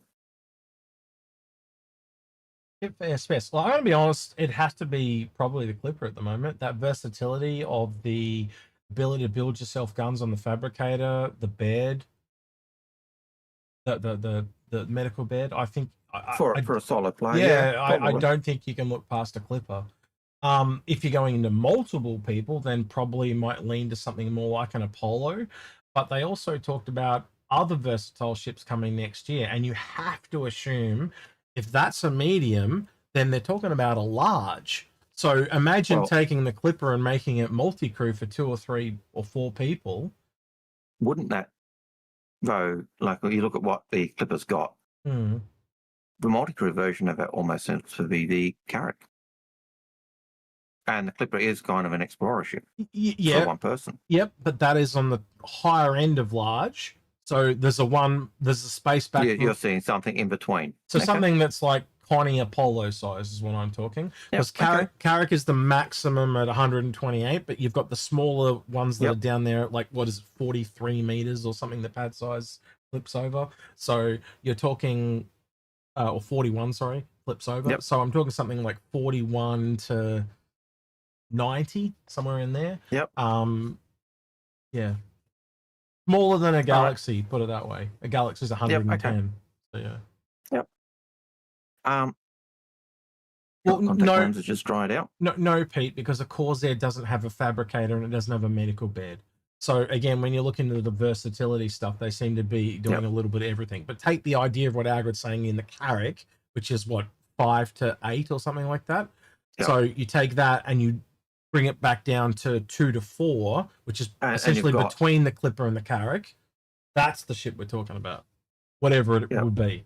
And I said Carrack because it's got the medibay, it's got the, for a fact, it's got the, it's got the little repair bay, it's got all the other bits. So yeah, could be, and maybe the variety changes a bit. Maybe it's not medical and fabrication. Maybe it's a bit of repair and. Maybe it's a drone ship. Yep. Hell, that'd be cool. Yep. Yeah. Persuaded Terror, how do you think the Raylan is going to handle its cargo following the redesign?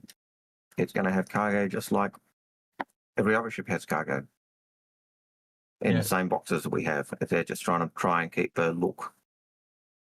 Just the way the question was worded. I've got this whole it flows, bro. Like floats like a butterfly, stings like a bee. It sounded so hippie the way it was asked.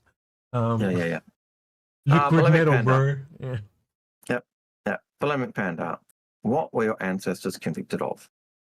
What? Yeah, because you're a first fleeter. What were you? What are your ancestors? I don't actually know. I'd have to ask Mum. There you go.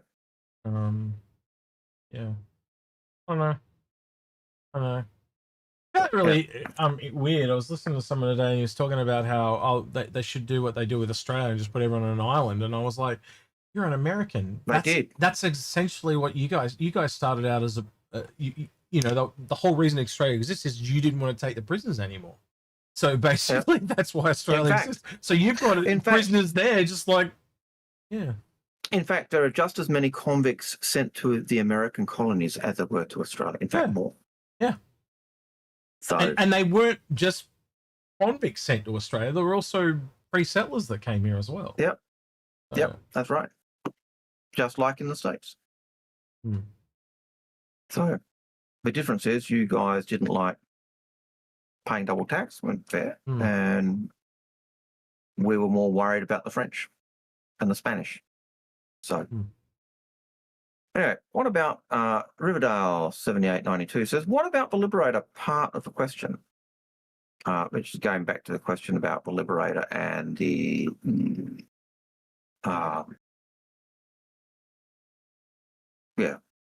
the one we had earlier. I don't remember it. So you have to remind me of the company. Liberator is a shipping ship.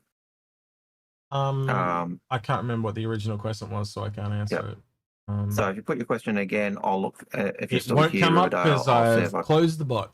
No, but if he puts it back into the chat, then I'll see it, and we'll come back to it. But other than that, my view is the Liberator was a Liberator crucible question. The one could we expect the Crucible when they work on the Liberator? Yeah, but what does he mean? Tell me more about the Liberator.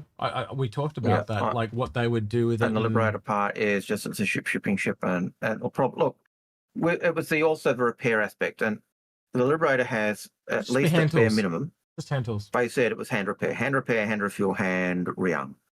So yes, you'll be able to do it, but the Liberator, the Crucible had the more drones and could do it more automated systems. So,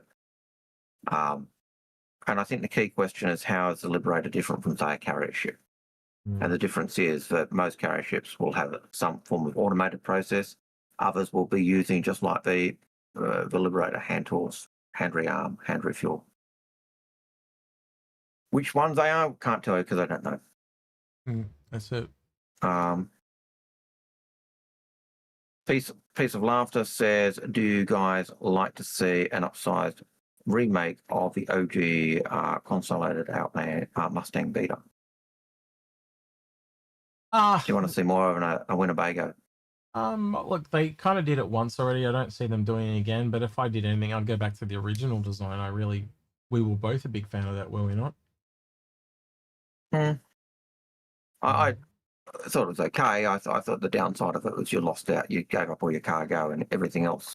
But I mean the landing on your wing thing is what I'm talking about. Oh, the landing on your wings was by far superior. I would love to see land on the wings and even the belly, and then just use the wings for balance. So if you lost your wings, you still land. You know, just make it hover like the Nomad. Yeah. Oh, I hate Nomads hovering. Non-spot bots question was with the new PTU splash screen. Okay. Oh wait, that is new. No, we didn't answer he put a question in this time. That's why it showed up. Oh, okay. All right. So with the new PTU splash screen, do you think full comms and UEE presence is coming to Nix? No, I think it's just them acknowledging the reality that people don't want to have to wait 5 minutes to talk and be separated. And people use Twitch or whatever, or not Twitch, but Discord or whatever else to communicate. So it's just an acknowledgement of what is actually happening, in my opinion. That's it. Space Birchie, is the UEE going to break down? Yes. It is. It's basically modeled. The story of the UEE is basically the fall of Rome. And so you've got Rome being Earth, and you've got Terra being Constantinople. And that's basically the big overarching window. And there's talk of, and at one point the Roman Empire was in it, as it was going through the fall, was split into four and became two. And it's that struggle. And Terra is always pushing to be the premier settlement of the empire. They actually see themselves as more equal than others. So, whereas Earth sees itself as the cradle of empire. And that's basically the big divide. Algared, have you watched a show called Foundation? I have watched the show Foundation. Yeah, I just with what you're saying there, I saw a lot of made from the stories. Yeah, I saw a lot of just some of the words you were using there, a lot of parallels. So I was like, oh, have you seen that? You look at most sci-fi, most sci-fi or fiction stories pick up Rome or pick up an element of classical history. Rome being the most popular because it's just filled with everything.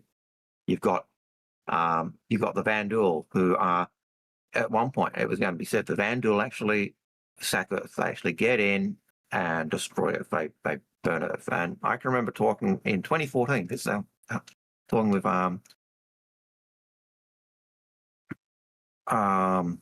dear me,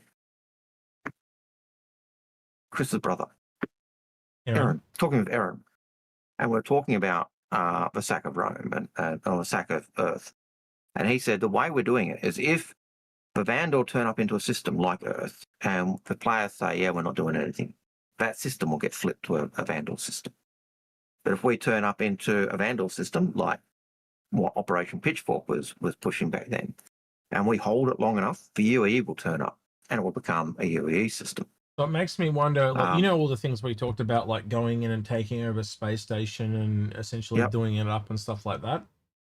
I think that could be a thing because of all the wear and tear system. I also look at things like, does that mean we can push into Vandal space and push them back? But does it also mean the Xian can do the same in the Banu? You see where I'm starting to go here? So this whole thing becomes this massive dynamic universe that can just flow and change and ebb. I think that's amazing. And if you don't think, if you seriously don't think that they won't do, players as Xian at some point and Banu and God forbid if they let us be Vandal. But yeah. Old man Vandal Hurston. Yes. I for one welcome our Vandal overlords. Yep. But yeah, so so the sack of Rome, you've got the Vandal, and the Vandal were supposed to be sacking Earth. And if you look at the map, when you look at the map, and they've even redrawn the map, but when you look at Sol, there's this great big hole that just seems to be really suitable for... You want me to open that? Yeah, pull it up. Yeah. You just go, it looks like there's a jump point that goes here for something. And then we've got the unknown Krafak who are, I asked Aaron, I said, who's pushing the Vandal? Actually, I was talking, he said to me, what's pushing the Vandal? Is what he said. So is it just that they're but they're just evil, or is it like the Vandal were being pushed by the Hun? So you can kind of see here, this is what Algared was talking about. There's 2 jump points into Sol, which is kind of weird, and then there's just kind of link that. Yeah, and you could almost see there being one going out this way as well, just because they're just so close together. You can see that they could, so you can clearly tell something's going to happen here. Yeah, and where are those Vandal systems that are so close? And that kind of gives you a hint. And I actually think what will happen, and this is me just postulating, I can't guarantee this, is just looking at the map and going on what I've heard in the past. There is an unknown jump point from a Vandal system to Sol, and the Vandal will come in, they'll raid Earth will then kick them out, and that's going to solve all of their problems of how to render Earth as a player base, because once it's destroyed, they can actually do whatever they want and, don't have to worry about having the Sydney Opera House or Eiffel Tower or Big Ben or whatever else, So they also brought in other events too, like floods and stuff over the years. But like again, I don't even think it might even be Vega. Like looking at this in 3D, it could literally be Virgil, like literally just straight across. Yep. And then probably, well, it could even be Odin. Because look, if you kind of look there, it's, yeah, it could be Vega though too. Virgil's a Vandal system. Odin isn't. But they do go in there though. My point being is that they may go through and come through. That's all I'm trying to get to. But yeah, again, Virgil to Sol would be oh shit, like, you know, shit has hit the fan type of thing. And at the very least, it could just be a transient jump point that opens for 6 months. For a little bit. The Vandal come in, it closes, they're stuck, we kill them, but Earth's destroyed in the process, or wipe, you know, or damaged, at the very least, or damaged, so that we don't have to worry as much about the things that are there. So how strong is a Vandal clan on a 1 to 10 scale in the whole line video compared to a Vandal clan? They're probably pretty big. The Vandal clans, according to Dave Haddock, basically they send in some scouts, you beat them up, some more scouts will come, you beat them up, and the more you beat them, the bigger the clan comes because they get their honor from combat. So you beat them, those guys who, you know, the next group comes because they want to show how awesome they are because they just beat the guys, you know. So, and in the past, whenever a Vandal kingship has turned up in a system, the UE has lost the system. So that whole line video at Vega, that is the first time ever in the Earth history that a Vandal kingship turned up and we didn't hold the line, we kicked their butt. So, on a scale of 1 to 10, they would have been a 10. So, in my opinion. Off studio. Next year's Gravelet Showcase, Sergio mentioned about Origin will be worked on in 26. Do you think we might get the G12 series next year? Possible? I think it's the highest. I hope it's a ship rather than a G12. Yeah, I do think it's the highest contender for Origin though at the moment is the G12. Yep, because Origin people keep saying, "Where's my G12?" You know, so again, we keep, you know, priority. It's always a priority. It's just here's some more rope. Yeah, it's just a nice little thing someone can work on when they've got some downtime. Yep. Mr. 6952, what human manufacturers is the most likely to make a bigger hover vehicle? I would argue. I'm going to argue that it would be Argo. Yes. Because Argo get their start historically by working on the rail network and doing a kind of hover type network on the trains. So I could see them doing it. But pick your manufacturer. Any, meeny, miny, mo. Trescend says, I imagine a lot of small friend groups and even solos would really love to build and run a small base. How disadvantaged do you think they will be versus raids compared with orgs? Will they be forced into orgs? No, not really, because again, you can stay in high security area and they won't even be damaged. Yep. So you can just choose where you go. It's risk versus reward. Do you want to risk being destroyed? Then you go into a low security area. If you don't want to even deal with PvP or really limit it, stay in a high security area. And they literally said the buildings will be invincible, I think they said. I'm pretty sure. Yep. Depends how well you can get your shields. Yep. That's it. So, Base Birchie says, will Idra's shield be nerfed? I think it's a little bit cart or the horse. I think everything is going to be tweaked, like literally everything. You can see it as nerfing. I said it was rebalancing. I would say at the moment yes, because we don't have armoring yet. Again, Idrises have armor, so you know you kind of get this balance, don't you? Yeah. Well, again, some people call it nerfing. I just call it rebalancing because again, and how many times have we said this, Algared? Like everything is going to be readjusted multiple times, and we've seen it a dozen times already. It'll be another dozen more before 1.0. You know, and then it'll be a dozen more times after that over the life of the game. So Yep. yeah, it's just constant changes to tweak it and adjustments. Yeah. All right. If damn it, I forgot no, the horrible, nasty paper bag mob, Drake. If Drake were to bring out a Cuddy Green inverse, what would it be? Agricultural, drugs, hydroponics? Definitely drugs. Yeah, I think it'd be a drug. It'd be like the hippie Donovan of SC. Yeah, growing the drugs. Yeah. Would it be nice to have ships like that? Absolutely. And that, believe it or not, was our last question. All right then, who are we going to raid? Have a quick look. Who we got? We could go do Bops. He's streaming. He's got 24 people on there. We've got anyone new there? We've got Kitty 8 Cupcake. That's a new person I don't know. Yeah.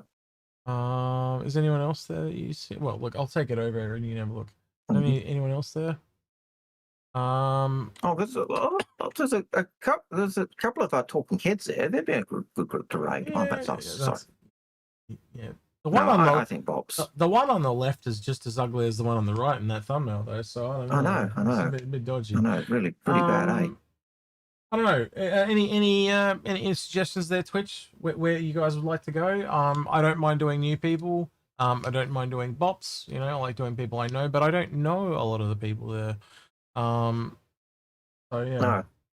No, Bops is the only name that rings a bell for me. I'm quite happy to. Yeah, happy to do Bops. Yeah, I'm quite happy to drop in a Bops and. It is an old returning streamer. Is she any good? I don't know her, but I just saw that. No, I don't know her. Okay, someone Richardson is saying Kitty is an old returning streaming. Yeah, that's what I read. I'm a cat person, so I just saw the name and that's why it stood out to me. But I think we'll just do Bops. Go to a one viewer transcends it. Viewer.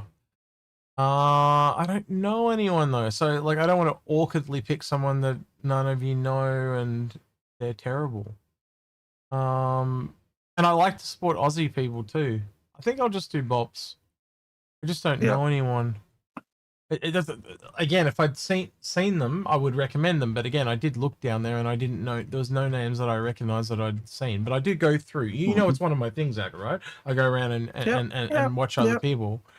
But I just don't know anyone else. So we'll raid Bops today. Yep. And you guys can talk him into raiding. Yeah, other people. That's it. Yeah. I don't know, what do we want to ask Bops? When he's going to have a shave, because God, that damn beard has got long. He's doing his Ned Kelly impression, I think, at this point. Yeah. Ask it, yeah, so you got to ask it in an Aussie way. You got to say, when are you going to start wearing the bucket to go with your beard, Ned? And then see what he says. So someone say that. When are you going to... Yeah. When are you going to start wearing the bucket to go with your beard, Ned? And see what he says. Poor Ned, you're better off dead. All right. Hope you guys enjoyed the stream today. It was good. I didn't mind the marbles. We're going to have to do that again. That was a bit of fun. No, the marble wasn't too bad. We're going to have to learn the controls, though, for that one. It was good fun. Yeah. All right, then.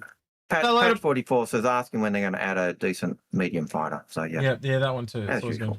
Why is he not in the Clipper? Well, he's in a blade by the look of it, in the light fighter. So, yeah. All right, we'll be listening in. So make sure you ask that question because I want an answer. He never, ever does it. He just talks about us every single time. Tell him to stop talking about us because it's just embarrassing. Stop talking about those bozos and answer the damn question. Yeah, that's it. Yeah, answer the goddamn question, Ned. All right.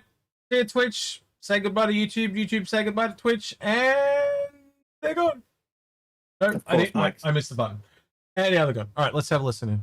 I would expect him to say that we can't handle the truth. Yep.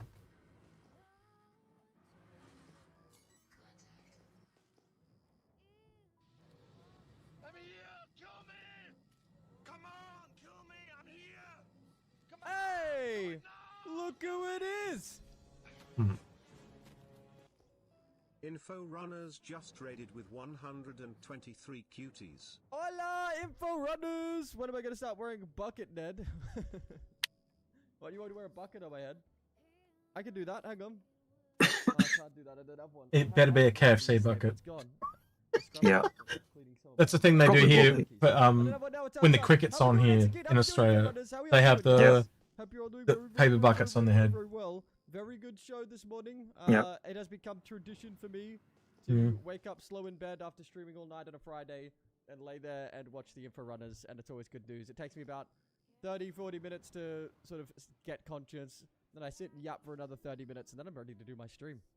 It's beautiful. Guys, if you're not following Inforunners, I know you all are, but if you're not following Inforunners, make sure you... This is where I'm getting embarrassed. All right. I'm going to mute him. Oh, right. All right. With that then, the episode we're going to have out is the... What was the one? We recorded this week. I've forgotten. It was the one you wanted that to one. do. The one you wanted to do. The engineering, the game packs, engineering, NPCs, all that type of thing. Yeah, why you want extra stuff. why you want extra game packs, I think we ended up titling it. So yeah. So look forward to that That's what we one. called it. I did think it was kind of interesting because Algared found some really old stuff that we went back over and just wanted to refresh people on, but it was good to remember. It was stuff that we'd both forgotten, so it was worth doing. Even that little stuff we'd forgotten, so yeah. Yeah. So look forward to that on the Tuesday down under, Monday up over. And again, we also had a Mercury Star on one there that we've done for the bank. We're going to bank at least 3 more before Algared goes on Thursday. Going to get into those tomorrow. Right. With that then, don't forget to like, subscribe, ring that don't forget to like, subscribe, ring that notification bell, and thank you to everyone that went the extra mile on Patreon at the end of the video. You can tell I'm tired, can't you? Yep. Right. Always appreciated. Yes. Always appreciate when we go to that end screen with those our Patreon supporters. Always love the support. Never demanded, never expected, but wow. Yeah. It's a privilege to have people it is help and assist us, and we do not take that indeed. lightly at all. All right, with that then, he's been Old Man Hurston himself, Algared. He's been Execute, and we're out of here. Take care. See you, citizens. Did you get what you deserved, Algared? Mm-hmm. Bet you will on the holiday. I thought it was a summons. Entertaining. Got to entertain someone for 4 weeks. That's a lot of entertaining, bro.